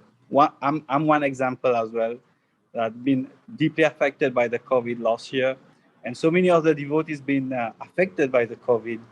But then when Gurudev knows about it, he prays, and then the next day the devotee says, "Okay, I'm back on my feet," and very strong. So it's very, very powerful. So whatever Gurudev is saying, pray, pray, and pray, he's just not saying it. It's actually he's doing it, and it's working wonderful well for all the devotees. So thank you very much, Mataji. Hare Krishna. Thank you so much, Prabhu, for participating and sharing with us, reminding us of how strong is actually the power of prayer. Thank you so much. And now we would like to thank you, Hare Krishna. And just we would like to call Pragati. Mataji, please, if you could unmute yourself and join us. Hare Krishna, Mataji, and thank you so much, Srila Gurudev, for this really wonderful session today. It is always a wonderful reminder to wake up from our sleeping state. So specifically discussing on this topic of, freeing ourselves from false ego. So I'd like to pick up this first point, which mentions about be conscious of Sri Guru and Krishna.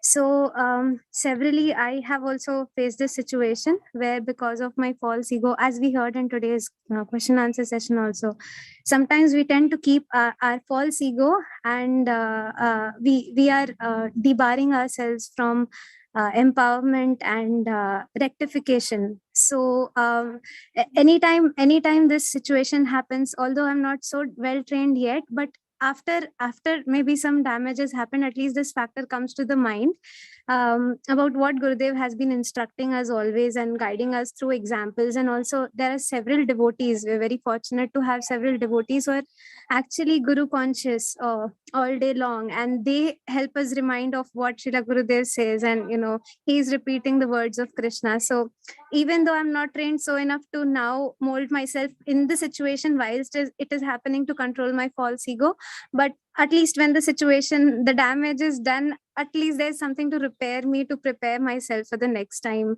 And that is by being conscious of Guru, and also what our God brothers and God sisters guide us to, because like Gurudev was saying, and another God brother was repeating, that if we are not accepting chastisements, we are blocking the flow of mercy. So that was a practical thing that I recently experienced. Thank you so much. Thank you so much, Pragati, dear. Thank you so much for your contributions here. Yes, and just remembering what Srila Gurudeva said about being conscious of Shri Guru and Krishna every second of the day, every day of the week, every week of the year. And that's very wonderful. Thank you for reminding us. And we'll take one last contribution. So Amit Prabhu, can you please unmute yourself? Thank you. Hare Krishna, welcome. Hare Krishna Mataji, Hare Krishna to all the devotees, and Hare Krishna Maharaj. Please accept my humble obeisances. So I would like to share the points on the first, second, and the last point, pray. So the first one is be conscious of Shri Guru and Krishna. So one point is we should always be conscious that how would my Guru feel or Krishna feel when I'm performing certain act, while I'm carrying out certain activity. So we should be conscious of this point. And also we should be reading or hearing from our gurus, like we should be reading their books or should be hearing the Vani daily. So that is how we could be conscious of Shri Guru and Krishna. The second point is follow Krishna's plan. So here what I understand is accepting everything is as Krishna's mercy, or seeing Krishna's hand in happiness and sadness as well. That could be the way we could be able to follow Krishna's plan and accept everything as his mercy. And the third one is prayer. So we should submit our heartfelt feelings to Krishna. As once Maharaj also answered me the same thing, that when I asked, I'm not able to pray properly, how should I pray? So Maharaj only instructed me that we should submit our heartfelt feelings to Krishna, and if I'm not able to follow certain instructions, so I should convey to Krishna that Krishna, I'm not able to follow this, please help me, and Krishna will help. So this is what I wanted to share. Thank you so much for allowing me to do so. Hare Krishna. Thank you so much. Thank you so much. What a beautiful contribution, Mamit Prabhu. Thank you so much for bringing these very practical applications that we can all learn from you, so that we can all learn from you and also try to apply in our lives. Thank you so much for all the participants that contributed today. It was a wonderful session so far. It has been a wonderful session, and there's more to come.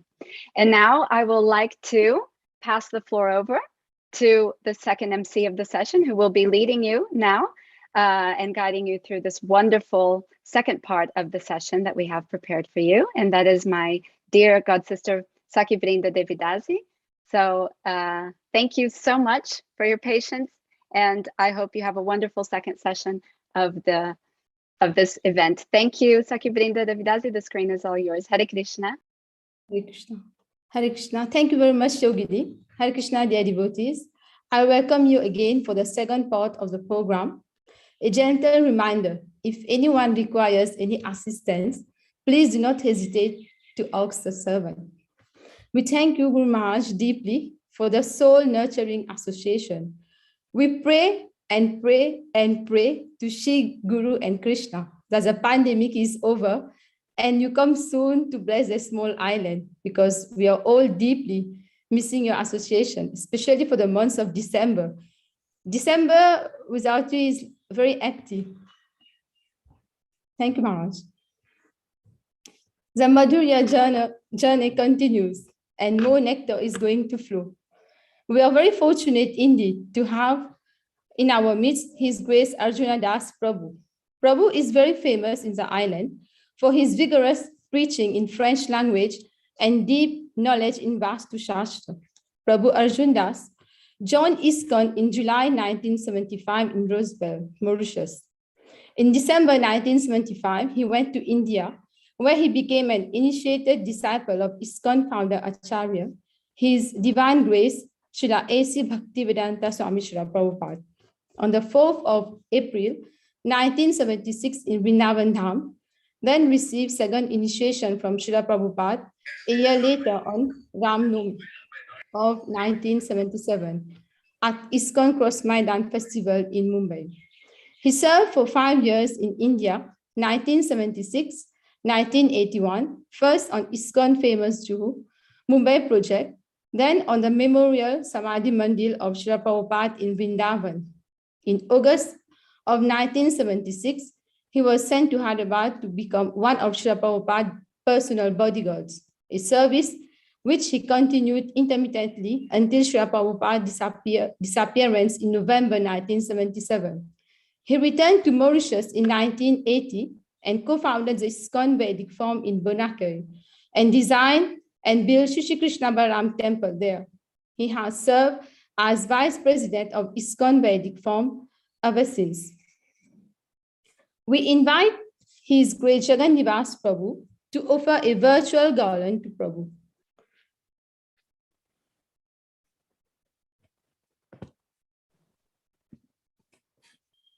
Hare Krishna Prabhu, we welcome you and we present this Mahagarland from Sri Sri Radha Shyamasundar.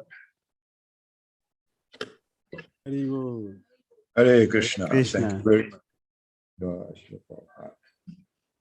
Thank you very much, Jagannivas Prabhu. Now we lots of eagerness. Now we invite His Grace Arjun Das Prabhu on the virtual asan to please enlighten us on the topic Anartha from devotional service. Thank you, Prabhu. Now the screen is yours. Hare Krishna. In the Padma Purana, we're not seeing Prabhu. Hare Krishna, you can hear me? Hare Krishna, we are hearing you, but we're not seeing you. Please accept my humble obeisances. What must I do? Let me see. Accept mine, Maharaj. My video is on though. Let's see.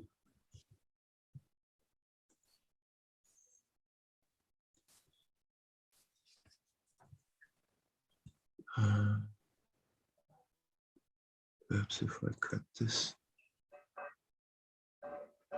Now is it working? No, we have not seen you yet. So how does this work? Anyway, this is part of your mystic power. You're invisible. Video settings.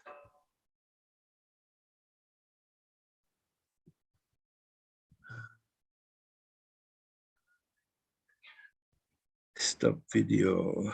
Okay, now we start. Oh, there we go. All right. Okay. Okay. Hare Krishna. Hare Krishna. So, in the Padma Purana, we have the 10 offenses to the holy name. And the 10th offense is Shrute Pi Nama Mahatmya. Even after we have heard so much of the glories of the name, Ya Priti Rahito Nara. If someone still doesn't, it remains devoid of priti, of love, aham mamadi paramo, because of excessive aham mama, or I and my, excessive false ego, nam nipso pi aparada krit.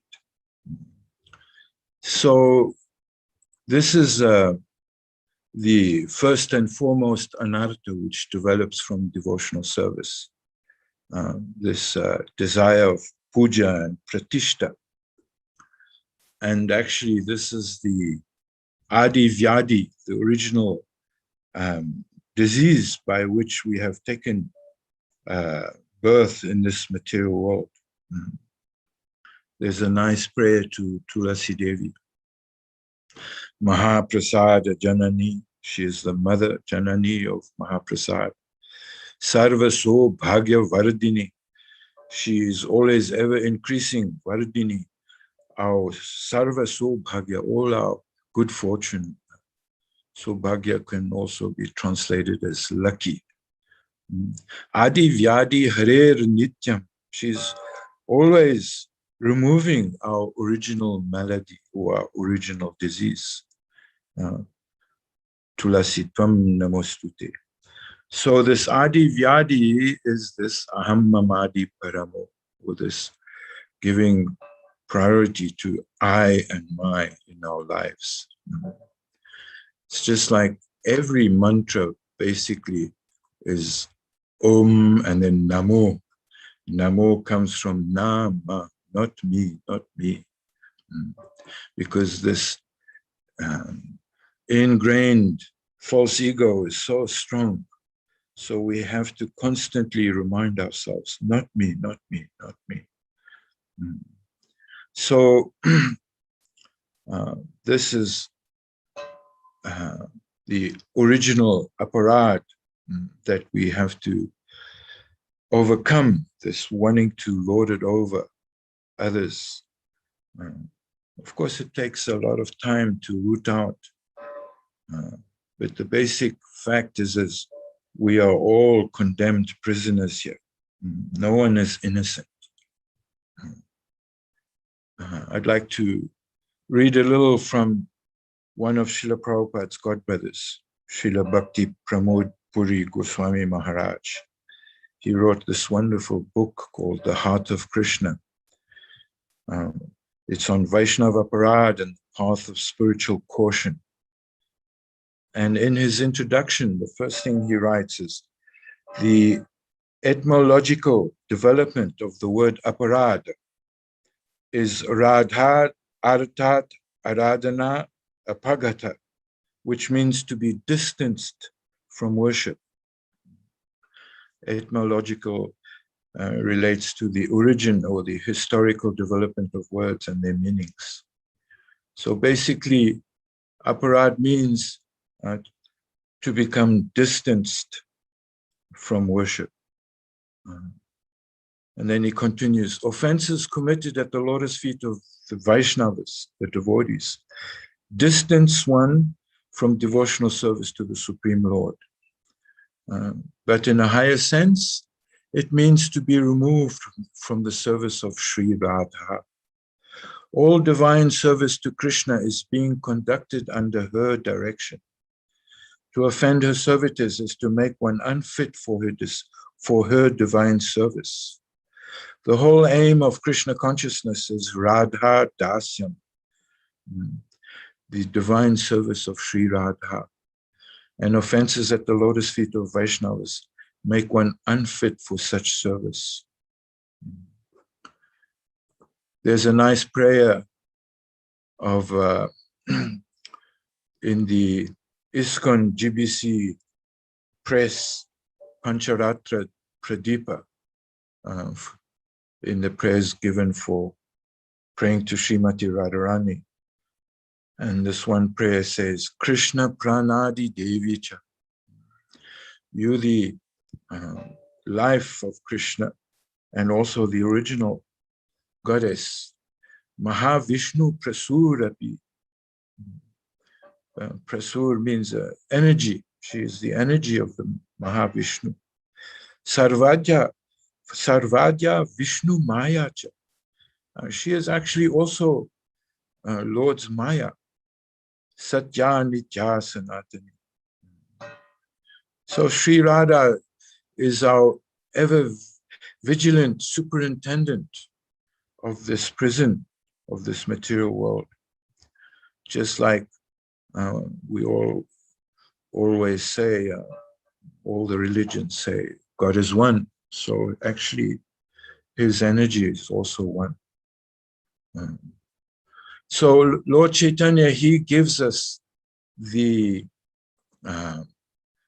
remedy for how we can overcome this Adi Vyadi, this original disease of Aham Mama, or I and my.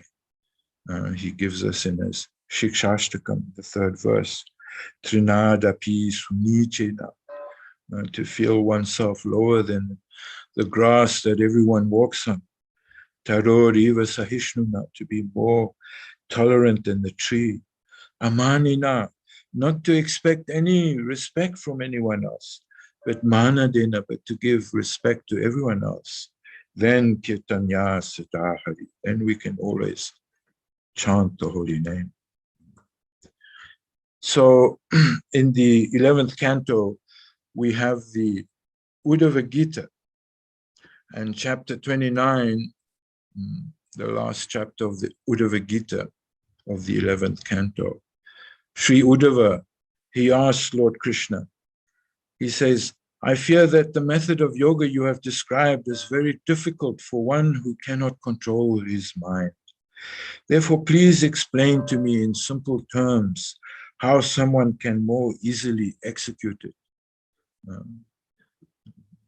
He uses the word anjasa, which means, give us an easy process. And then verses 12 to 34, Krishna gives this, which I find is a wonderful way to apply and subdue this tendency of trying to overlord or lord over everyone else. Krishna says, my dear Uddhava, with a pure heart one should see me, the Supreme Soul, within all beings and also within oneself, to be both unblemished by anything material and also present everywhere, both externally and internally, just like the omnipresent sky. One who views all living entities with the idea that I am present within each of them, and who by taking shelter of this divine knowledge offers due respects to everyone, he is considered actually wise. Such a man sees equally the Brahmana, the outcast, the thief, the charitable promoter of Brahminical culture, the sun and the tiny sparks of fire, the gentle and the cruel. For him who constantly meditates on my presence within all persons, the bad tendencies of rivalry, envy, and abusiveness, along with false ego, are very quickly destroyed. Disregarding the ridicule of one's companions, one should give up the bodily conception and its accompanying embarrassment. One should offer obeisances before all, even the dogs, outcasts, cows, and asses, falling flat upon the ground like a rod. Means offering dandavats to everyone and everything that we encounter. Maharaj quoted Raghunath Das Goswami. He had a regulative principles of daily offering 2,000 obeisances every day. Living in Radhakund, there wasn't that many people, so he would offer to the trees, to the dogs, to the insects, to the sun, to the moon, like this in this way. This cures this tendency. Krishna continues, until one has fully developed the ability to see me within all living beings, one must continue to worship me by Van, Mana, Kaya, and Vritti. Van means by our words, Mana by our mind, Kaya by our body, and Vritti means our impressions. Vritti, like Pravritti and Nivritti mark. Vritti means the impressions the soul kind of registers through the senses. By such transcendental knowledge of the all-pervading personality of Godhead, one is able to see the absolute truth everywhere. Thus freed from all doubts one should fully surrender. Indeed, I consider this process, using one's mind, words, and bodily functions for realizing me within all living beings, to be the best possible method of spiritual enlightenment. So when we read the Nectar of Devotion, the first chapter, Rupa Goswami, he states the 6 characteristics of pure devotional service, with evidences from different scriptures. And the first one is, pure devotional service brings immediate relief from all kinds of material distress. So in the Bhagavad Gita, in the 12th chapter, 16th verse, Krishna says, Anapeksha Shuchir Daksha Udasino Gatavyata Sarvaramba Parityagi Yo Mad Bhakta Same Priya. When one becomes Gatavyata, free from all distress. Vyata, excuse me, Vyata in Sanskrit also means anguish, agony, uneasiness, the throbbing of the heart, perturbation, fear, alarm, agitation. So this Vyata is another anartha. It doesn't necessarily develop from devotional service. But this is another aspect that we should try and, with the guidance of our Guru, overcome this tendency to be distressed or in pain or in anguish, agony, etc. And how is this accomplished? It's by realizing that we actually not this body. Srila Prabhupada would give the example of children playing. And in the absorption of their play, one child will cut his knee, but he's so absorbed in his play, he doesn't notice. And after 15, 20 minutes, his friends see, you're bleeding. And then he'll look, he'll see, I've cut myself. And then immediately he'll start crying and feeling the pain. But what happened all that time that he was absorbed elsewhere?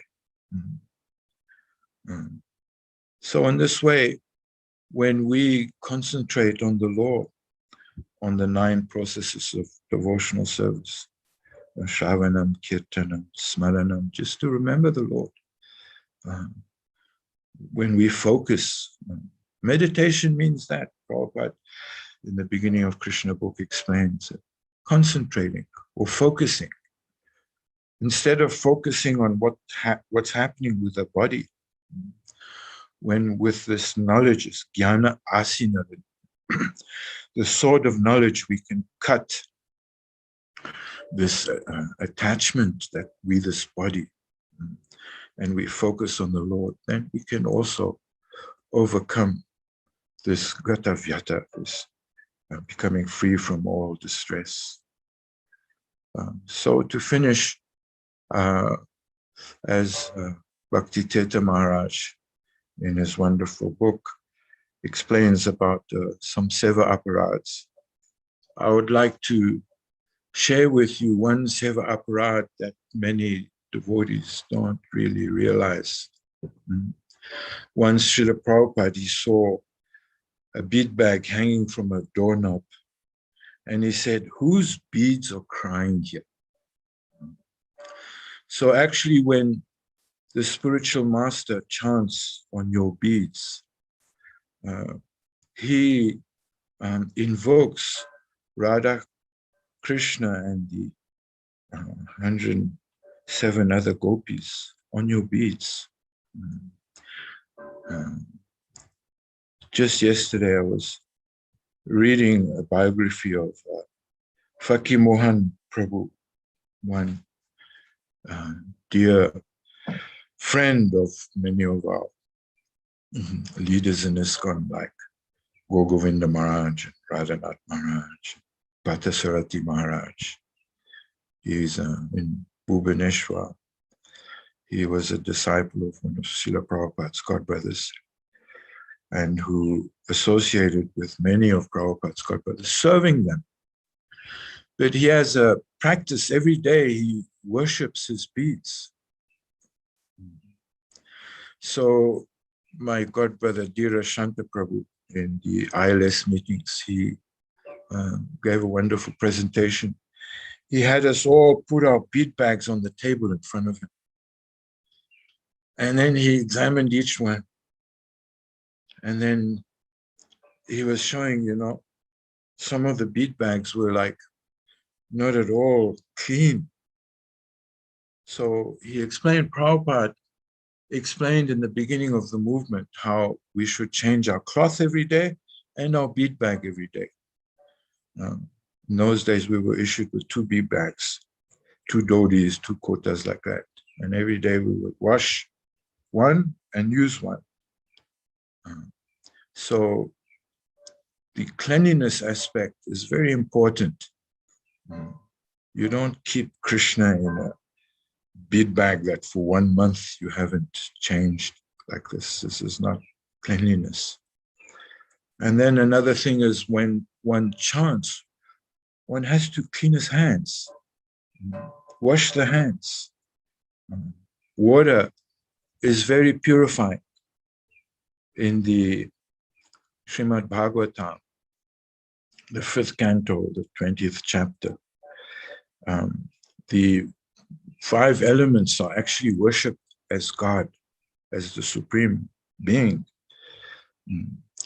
And the inhabitants of Kronchadeep, they worship water. They say, oh, divine water, Purusha Viryasta, you are the energy of the Supreme Personality of Godhead.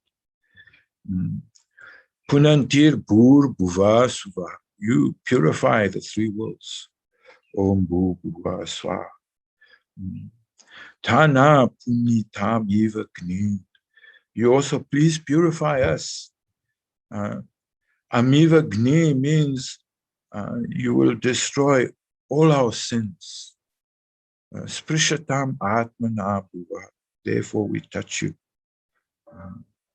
So this is an aspect of Seva Aparat that many devotees are not conscious of. Srila Prabhupada, in the beginning of the movement, he explained to Achyutananda Prabhu how by chanting on our beads, we actually participate in the Ras Lila of the Lord. You know how we go one side and then we reach Krishna and then we go back. And Prabhupada explained to him how the Gopas actually is a certain group of cowherd boys who help Krishna from the background arrangements, because the Ras Lila is a bit like a carousel, going one way and then going the other way, like a spinning. So when we're conscious that, you know, we having Radha Krishna and the 107 other gopis around our necks, against our heart, in our bead bag all the time, then we should also avoid using dirty hands, dirty fingers, or to use dirty bead bags. So to finish off, I would like to tell a nice story about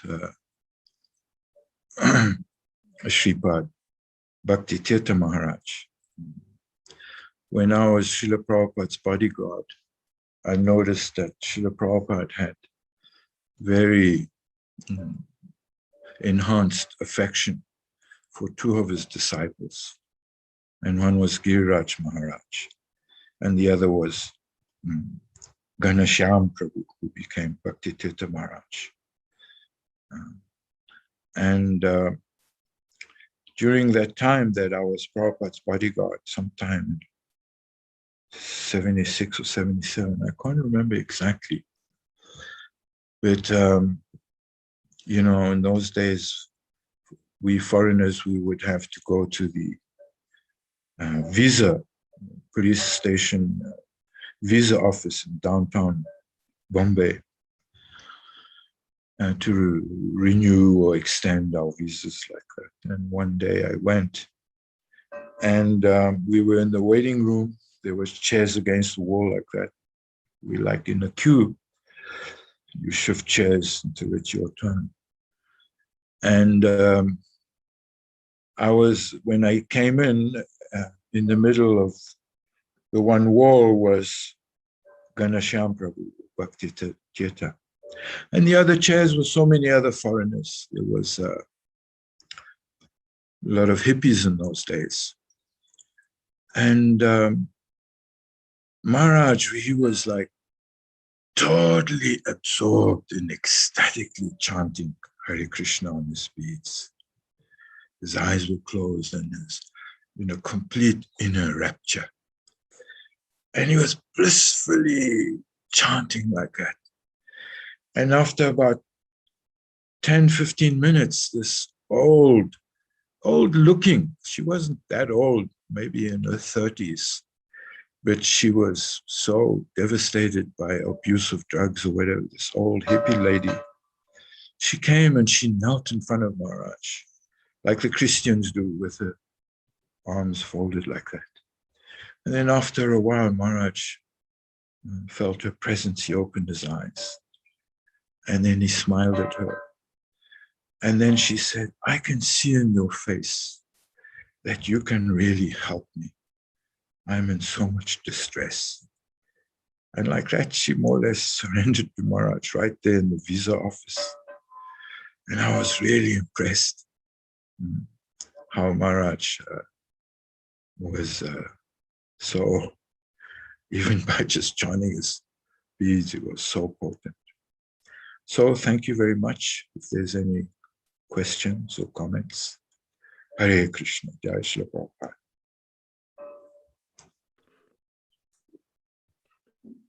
Thank you, Prabhuji. Dear devotees, if you have any question, please raise your virtual hand. Thank you.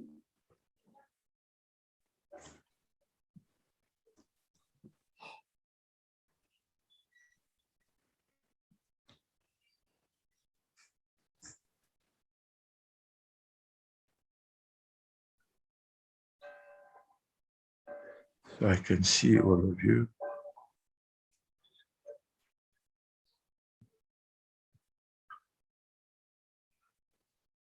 Well, thank you very much for this opportunity of serving you all.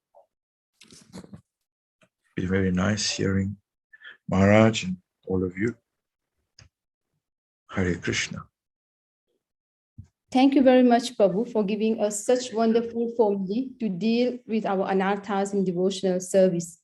You have made us Bhagyavan today, indeed by your association. I was personally very inspired once when I came to Krishna Balaram temple. I was very inspired by your humility when I saw you cleaning the floor of Shri Krishna Balaram temple. Thank you, Prabhuji. Thank you very much. I'm always very inspired by your French glosses that you give. Hare Krishna, Prabhu. Thank you. We'll Hare Krishna. Das see you again. Hare. A poem is a language of love. So we are going to dive deeper in the ocean of pure love through a poem by Bhaktin Pallavi. Thank you.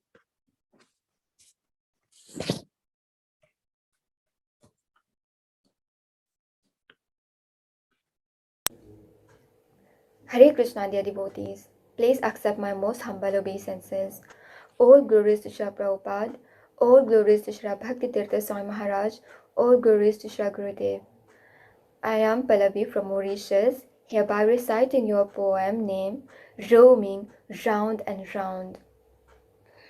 So sincerely seeking for your blessing before beginning. Hare Krishna.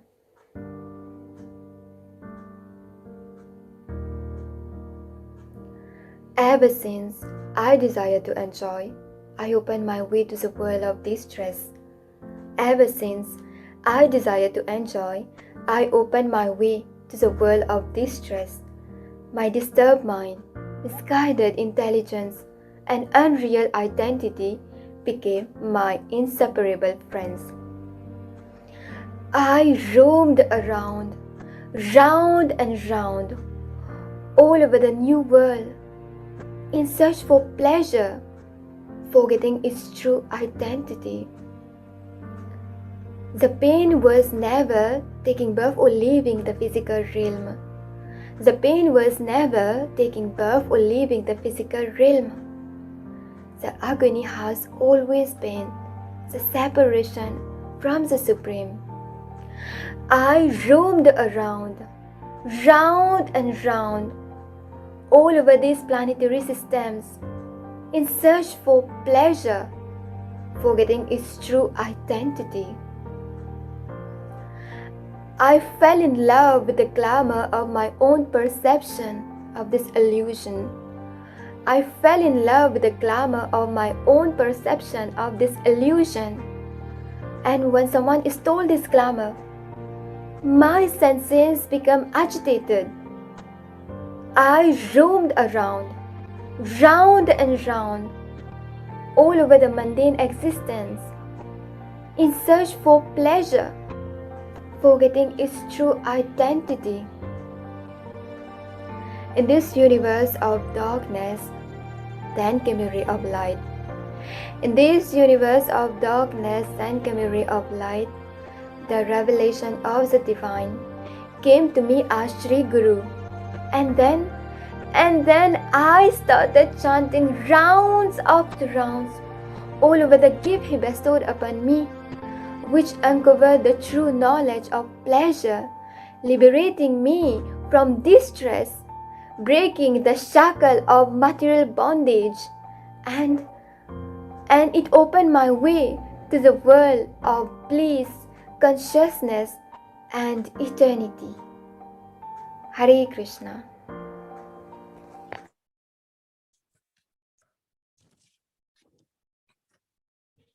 Thank you, Pallavi. Yes, Pallavi, very true indeed. We are all having all these material suffering due to our separation from Krishna. You have just reminded me the gopis in Vrindavan from your sweet poem. Thank you very much, Pallavi. The nectar is even getting more sweeter as we have triple mercy today. Triple mercy, yes, triple mercy. Because we have our next speaker, please welcome His Grace Haridev Prabhu. His Grace Haridev Prabhu was introduced to Krishna consciousness in Mauritius in the early 1980s. He is an engineer by profession, and he has worked in Mozambique for a few years, where he pioneered the Food for Life program. Upon his return to Mauritius, he took part in book distribution before joining the ISKCON Phoenix management, where he served as temple president from 2008 to 2013. He is currently the zonal supervisor for the island. Prabhu also engages in online preaching and teaches a number of courses for congregation. I personally know Prabhu, and Prabhu, he always encourages his genius to do service, and he is indeed very helpful. Prabhu is going to talk on effort versus mercy today. We invite His Great Jagannivas Prabhu to offer a virtual garland to Prabhu. Thank you.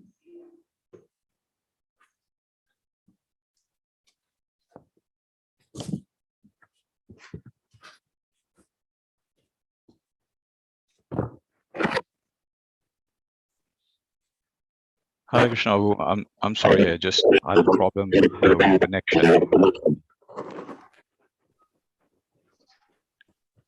Hare Krishna, Prabhu. Can you hear? Yes, Prabhu, I can hear. Okay. Please accept this garland Mahaprasad from Sri Sri Radha Syama Sundar. Jai.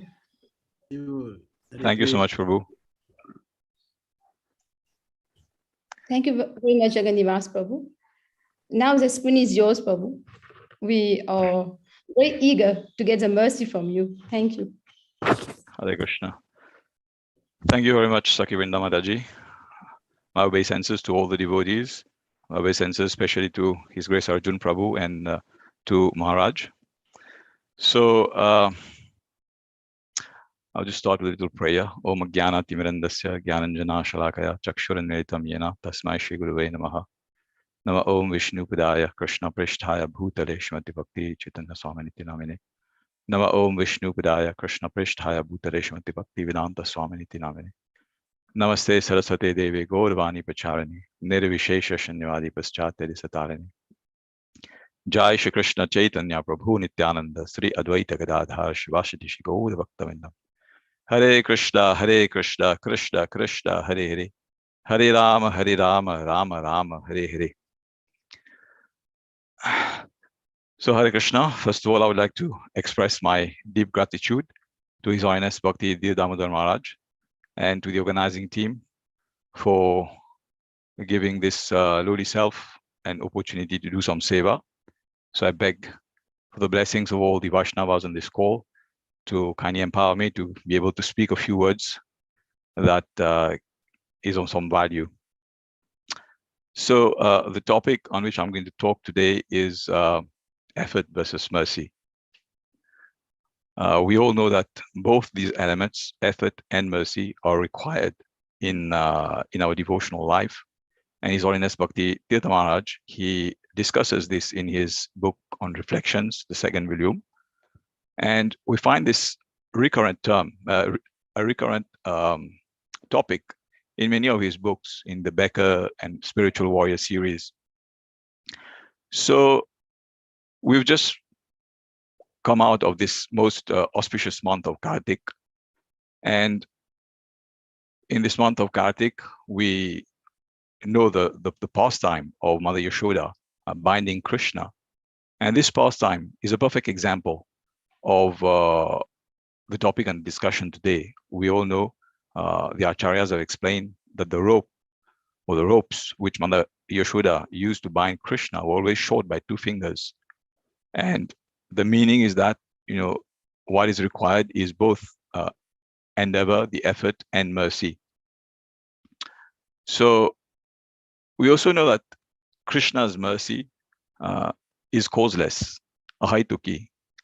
And despite it being causeless, we see that Mother Yashoda didn't just sit down. She had to endeavor. The effort had to be there for her to be able to bind Krishna. Now, with the understanding that mercy is causeless, if we now see that Mother Yashoda had to put in effort to get mercy as a resultant, so the question that we can ask ourselves is, mercy a resultant of something else? But Srila Bhakti Tirtha Maharaj, he discusses this in his book. He says that mercy has the same nature as bhakti. Bhakti comes on its own accord. Bhakti generates bhakti. So mercy does not depend on anything else. But how do we understand that mercy actually comes from, is a resultant of effort in this case? Does this make mercy or the effort that we do in devotional service, our devotional practices, are sort of like karma kanda? In karma kanda, we do some ritual, some activity, and that activity bears some result. So actually, Srila Visvanatha Cakravarti Thakura, the author of Madhurya Kadambini, he discusses or he brings up this point again in his Guru Ashtakam prayers, where he says, Yasya prasadad Bhagavat prasadu Yasya prasadad nagati kutopi Dhyayam stuvam stasya yashastri sandhyam. That for us to be able to satisfy Krishna, first of all, we have to satisfy the spiritual master. If the spiritual master is satisfied, is pleased, then Krishna is pleased. And if the spiritual master is displeased, if we cannot satisfy or are not able to satisfy the spiritual master, then what is the result? Nagati kutopi. That gati, that ultimate goal, which is achieving the topmost level of Krishna consciousness, pure love for Krishna, this we cannot achieve. So yes, we need to make the effort to satisfy Krishna, but Visvanatha Cakravarti Thakura also says, Dhyayam stuvam stasya yashastri sandhyam. And 3 times a day, he is praying for the mercy of the spiritual master. So we see again at this point that we have seva opportunities. We engage in some activity for the pleasure of the spiritual master, but we also need the mercy. And I'm just reminded, His Holiness Bhakti Dear Damodar Maharaj mentioned that actually we should be meditating on the spiritual master. We should not lose focus on the spiritual master, not even for a second, a minute, every day, day in, day out. We should have this in our consciousness, that anything that we do is just a result of the empowerment of the spiritual master. So Srila Prabhupada, he gives this example of a mosquito or a bug, an insect sitting on the lap of a king. So that mosquito is having very close association with the king, and it's endeavoring also to do something, an activity. And what is that activity? It is just trying to prick the leg of the king and suck out its blood, giving pain, inflicting pain and misery, inconvenience to the king. So in our lives also, as disciples, we may be having close association with the spiritual master, but we should be very mindful to see to it that our activity, our endeavors are aligned with the desires of the spiritual master, so that the spiritual master can become actually pleased by our humble endeavor, and he can bestow his mercy on us. Another example that we can give, suppose someone walks into the temple and the senior devotee there just gives him a mop and says, Prabhu, Mataji, please mop the floor. Now that person may be taking hold of that mop and doing the activity of mopping the floor. But he's thinking, why me? There are so many devotees around. Why did this devotee see only me to give the service of mopping the floor? So he may be doing this activity, but in a very grudging mood. So that's like devotional service in the mode of ignorance, tamas gun. And on the other hand, there can be another devotee walking in the temple. He's giving the same opportunity to do the same activity of mopping the floor, but he holds this mop with great happiness, and he has deep gratitude in his heart, and he's praying very deeply to the spiritual master, to Krishna, to be satisfied with his humble endeavor in trying to clean the floor, and he's doing this seva to the best of his ability. So who of the two doing the same activity, putting in the same effort, is getting more mercy? So effort needs to be there, of course, but also the quality of the effort is very important. In our journey, in our spiritual life, the journey of spiritual life, there are 3 things. First of all, it starts with understanding our relationship with Krishna. So that's sambandha. And the second step is that once we understand our relationship with Krishna, so what do we engage in? What do we do? So that's abhideya, the practice. And this practice will bring about the result, the prayojana, that Srila Visvanatha Cakravarti Thakura is mentioning in the verse I just quoted, about the gati, the goal, which is to develop pure love of Krishna. So if we examine this item of abhideya, the practice, this abhideya also will have 3 components, one of which is what we do, the process, the activity in which we are engaged in. But this is not the only factor that's going to move us ahead. What's important also is who we are, and that's character. And Lord Shri Krishna, he discusses this in basically most or all the chapters of the Bhagavad Gita, where he discusses the character of someone who is engaging himself in the path of self-realization, or someone who is elevated in the path of self-realization. What is his character? In chapter 13, text 8 to 12, Krishna Bhagavan, he describes the 20 items that constitute knowledge. So these items are very, very important, because if we want to have the Vigyan, the realization of knowledge, understanding, or actually gaining audience of Krishna, entering into the pastimes of Krishna, and actually realizing all the information that we are reading or learning from the Bhagavad Gita. So we need these items that he mentions, and it starts with amanidvam adambidvam, humility and pridelessness. So character is very important if we want to move ahead. Now, it's not only what we do, who we are, but it's also how we live. That's very important, our lifestyle. And Krishna, he discusses this at length in chapter 14 of the Gita, when he talks about the free modes of material nature. And Srila Prabhupada, he stresses that on the fact that we as devotees, we need to be cultivating the mode of goodness, sattva gun, because this is the platform from which we can actually progress spiritually. So we see that effort is very important, but at the same time, we need to be careful, attentive. And I would just like to quote His Holiness Bhakti Tirtha Maharaj, what he writes in his book. He says, we should act with commitment, dedication, absorption, intensity, and attentiveness, as if the results depend on our actions, while simultaneously realizing that Krishna is the ultimate controller. So action should be there, endeavor should be there, but there is a quality to that endeavor. Commitment is required, dedication, absorption, intensity, and attentiveness. Very, very important.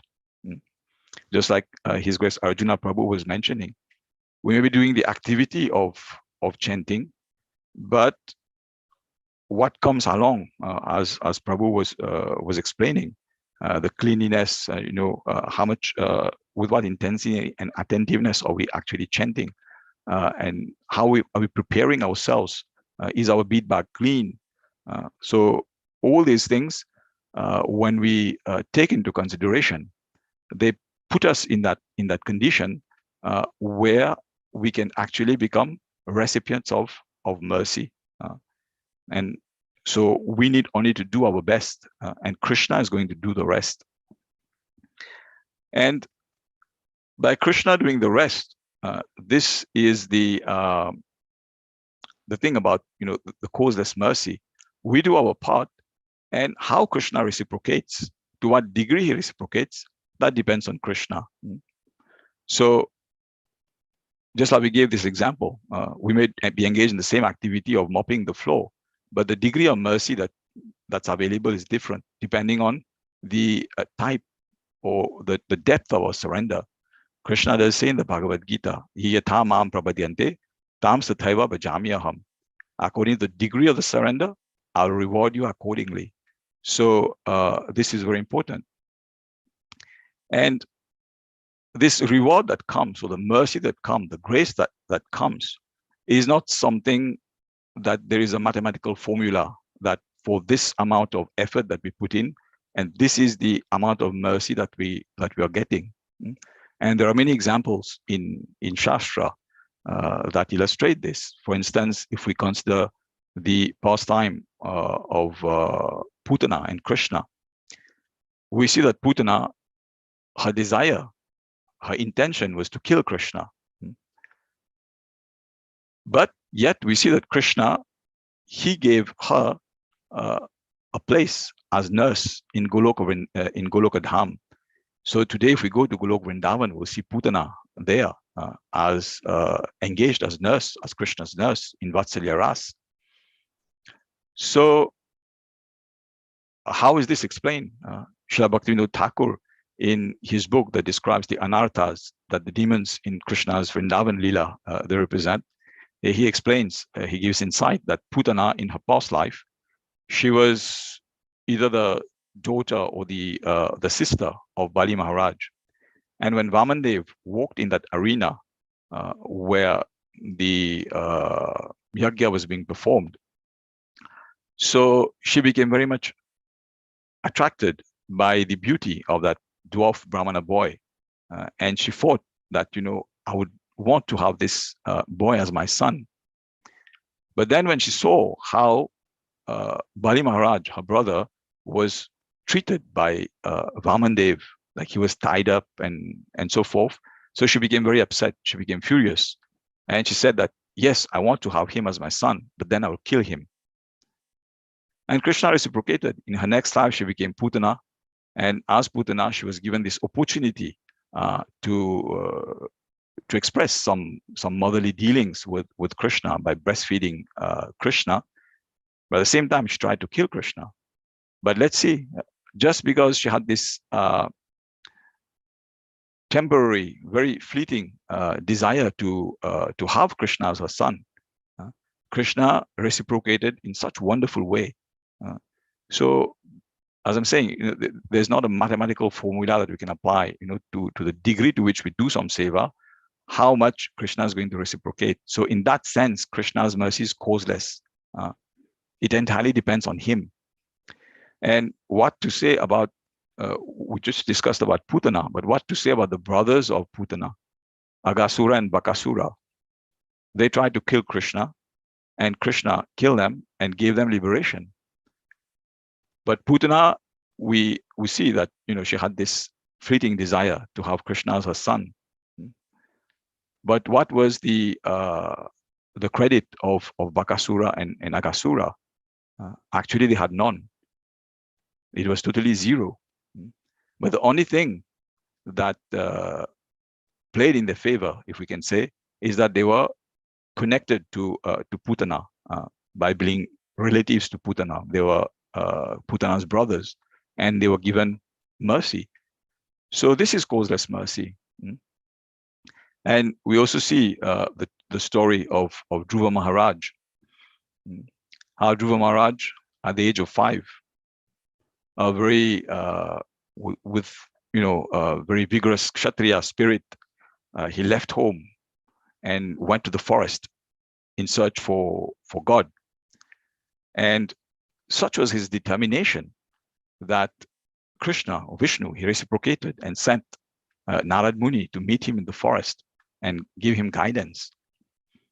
So Dhruva Maharaj, we all know that he went to the forest to acquire wealth. He wanted to have a kingdom that would be even superior to the kingdom of his grandfather, Lord Brahma. Now Brahma, his dominion is the entire universe, our whole universe. So Dhruva, he wanted a kingdom that is even greater than that of his grandfather, Brahma, which means that he wanted a kingdom that is even greater than this universe. And what he wanted was just within the material realm, in the material domain. And material domain means that it has a beginning and an end. Wealth that comes will also go. But how Lord Krishna reciprocated with him? The Lord reciprocated in such a way that actually what he achieved was even far greater than he expected. He got Dhruvaloka, and Dhruvaloka, he became the king of Dhruvaloka. And Dhruvaloka is in the material world, but it's also outside the jurisdiction of the material world. So what he got, pure devotional service, is far much more than he expected or worked for. So this is the way that mercy is got. We cannot quantify or rationalize mathematically. This effort is going to bring that sort of mercy. Now let us just imagine that for if persons who are not serious about exactly endeavoring towards achieving pure devotional service, they are getting so much of mercy.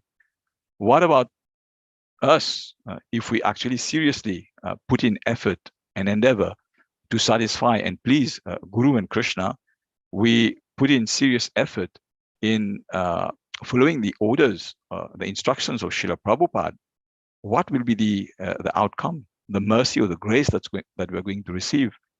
Srila Prabhupada did not ask, great things out of the devotees. He asked for, chant your 16 rounds, follow the 4 regulatory principles, study his books, and do seva. And he gave the guarantee, if you just do this, then at the end of this life, you're going to reach, to go back home, back to Godhead. That's the gati that we discussed about, the prayojana, the goal, just by doing these things. So let us put in all the effort and the sincerity and the commitment that is required to actually do that. So I'll just maybe close with another analogy or story that His Holiness Bhaktitirtha Maharaj gives from his book, in his book Reflections. He gives the example of the person who is somehow or the other, he fell into the well. And while he's in the well, he can't get out by his own effort. And somebody comes and throws in a rope. So if he grabs the rope very strongly, and when the person is pulling him out, he holds on the rope very strongly, then he can be lifted out of the well. So he cannot say that it's only by his effort that he is able to get out of the well. It depends on mercy also, which has come in the form of a rope. So if we are serious, and I'm sure everyone is very serious in achieving the goal or the perfection of this human form of life, going back home, back to Godhead, and reviving our love for Krishna. So we should hold on very strongly to that rope of mercy that Srila Prabhupada has thrown at us. This mercy that has come in the form of his ISKCON. So by following and being dedicated to his instructions with full faith and sincerity, so we're going to achieve, the ultimate mercy. So I'll just end here. And if any devotee has some comments or rectifications, please go ahead. Hare Krishna. Hare Krishna. If you have any question, please raise your virtual hand. I think we have one question from Rasika Chandradas. Please unmute yourself, Prabhu, and you can ask your question. Shabu, Pranam. Thank you for your very enlightening class. Really, it is indeed inspiring from your part. One comment, I've heard that service is in our capacity. We do our service. This is our business. And Krishna is to give mercy. So he decides when he decides to give, we continue to do our service. We just don't wait for Krishna's mercy. This is our side of the business. We do our service, we do the work, and then Krishna decides when he decides to give the mercy. This is his business. This is the first thing. So my question to you is that someone may come and say, you see, Prabhu, I'm doing service for so many long years. I'm in ISKCON, I'm doing services, but I feel that I'm still there from the starting point. I have never moved ahead at all. So what is your answer to that, Prabhu, or advice to such a person? Hare Krishna, Prabhu, thank you very much for this question. So offhand, I will just say that there are two possible answers. One answer is that this person has actually, over the years, he has done such tremendous service with all humility that he's become such an elevated soul that he actually doesn't see that he's advanced. And we know that this is a characteristic of very elevated souls. If we read the prayers of the acharyas, in most of their prayers, they will say that they are very lowly, they're very fallen. But this is not the case. So this is one possibility. And in the other possibility, as Maharaj beautifully described earlier in his talk, we may be engaged in so much of seva, but with what mood and with what is our character, if we are engaged in seva, but motivated by false ego, then obviously we are going to stay in the same position. The example is given of somebody who is in a boat, and whole night he's rowing the boat, trying to get on the other side of the bank. But he's rowing, and the next morning when the sun comes out, he sees that he's still in the same place. So this is all due to anarthas, false ego that's not being handled properly. So that's the second possibility, I would say. Hare Krishna. Thank you.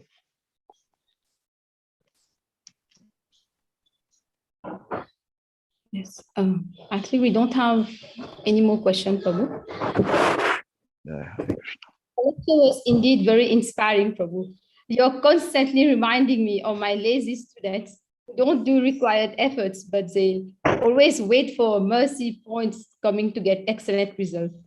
Okay, so what to do? We all to get the mercy of our previous acharya so that we can continue to do efforts in our sadhana. Thank you, Prabhu. Thank you very much for your wonderful association. Hare Krishna. Thank you. Now, the most awaiting time has come, especially for our young viewers. Even my children are waiting downstairs. You guessed it right. It is now drama time. Please welcome our enthusiastic artist team from Philippines. Thank you.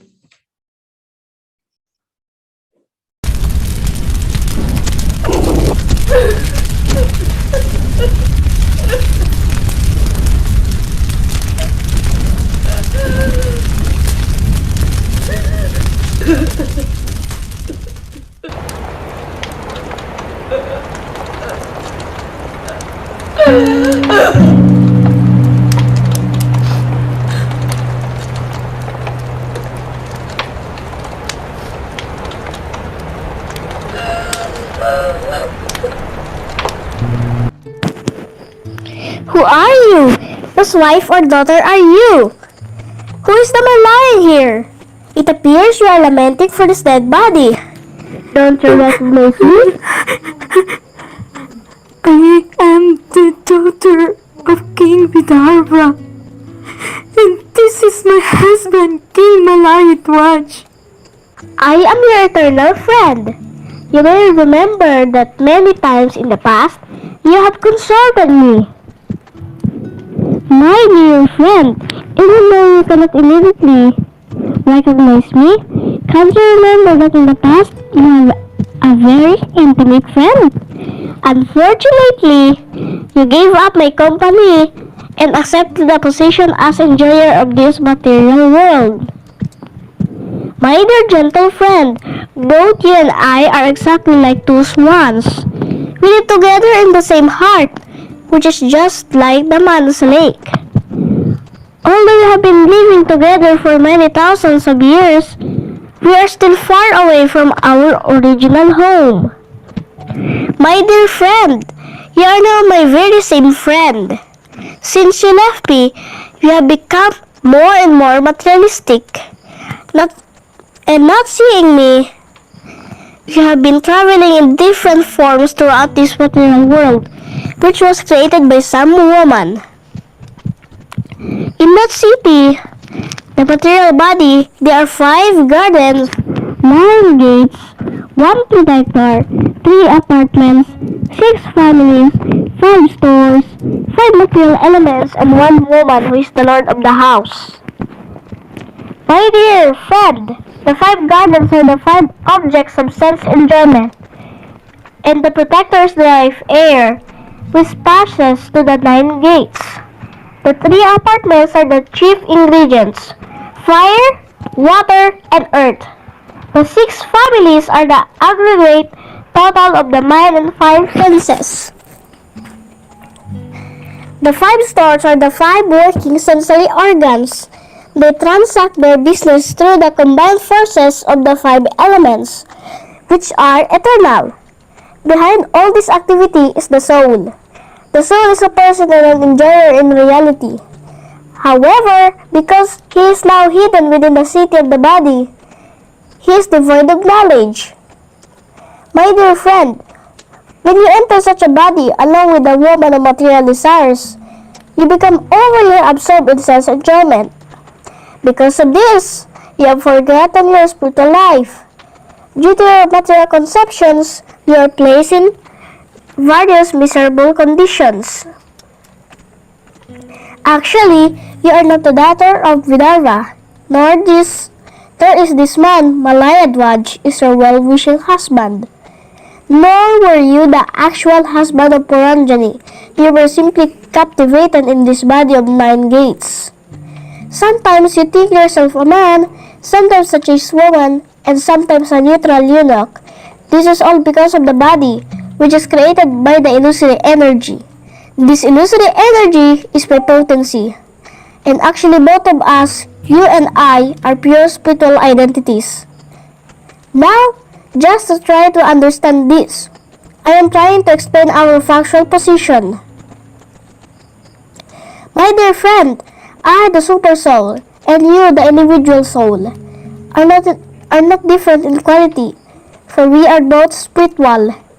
In fact, my dear friend, you are qualitatively not different from me in your constitutional position. Just try to consider this subject.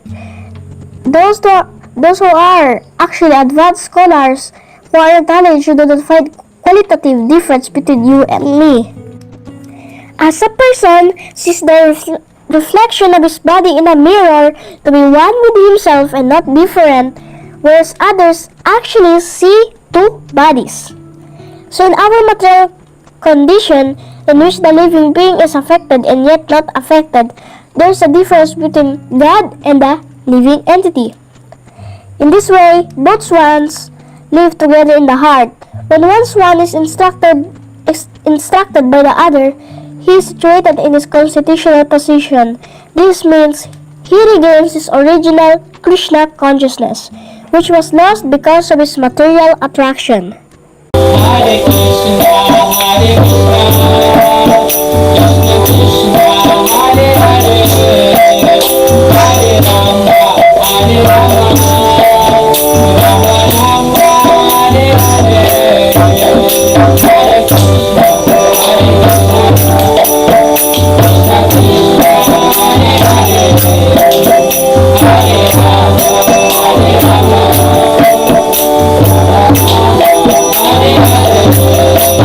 Hare Krishna, Hare Krishna.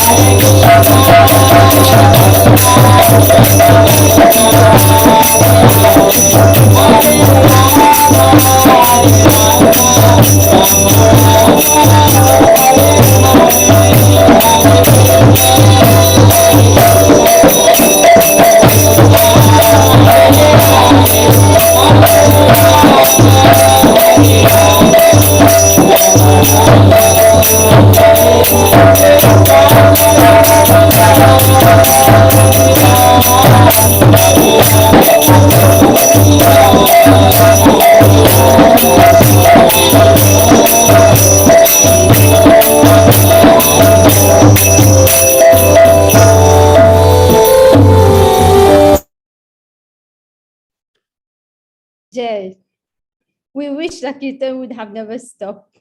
In fact, this is a prasadam from our virtual team.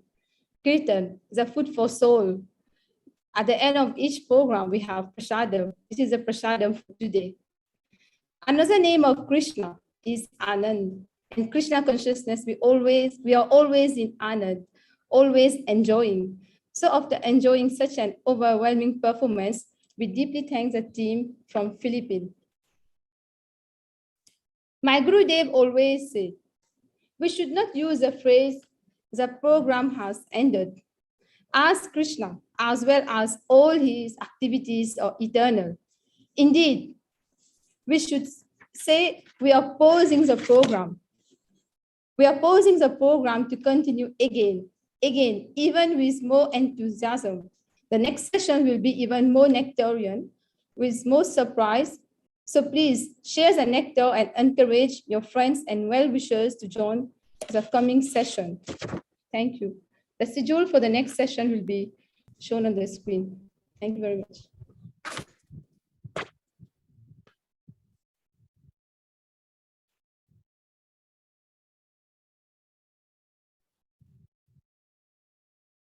So in the evening, Maharaj will be talking about material attachment.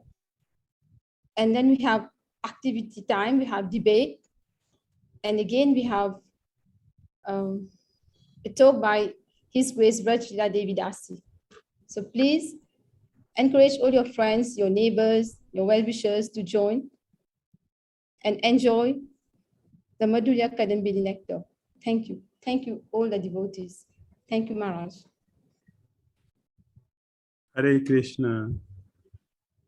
Srila Prabhupada ki jai.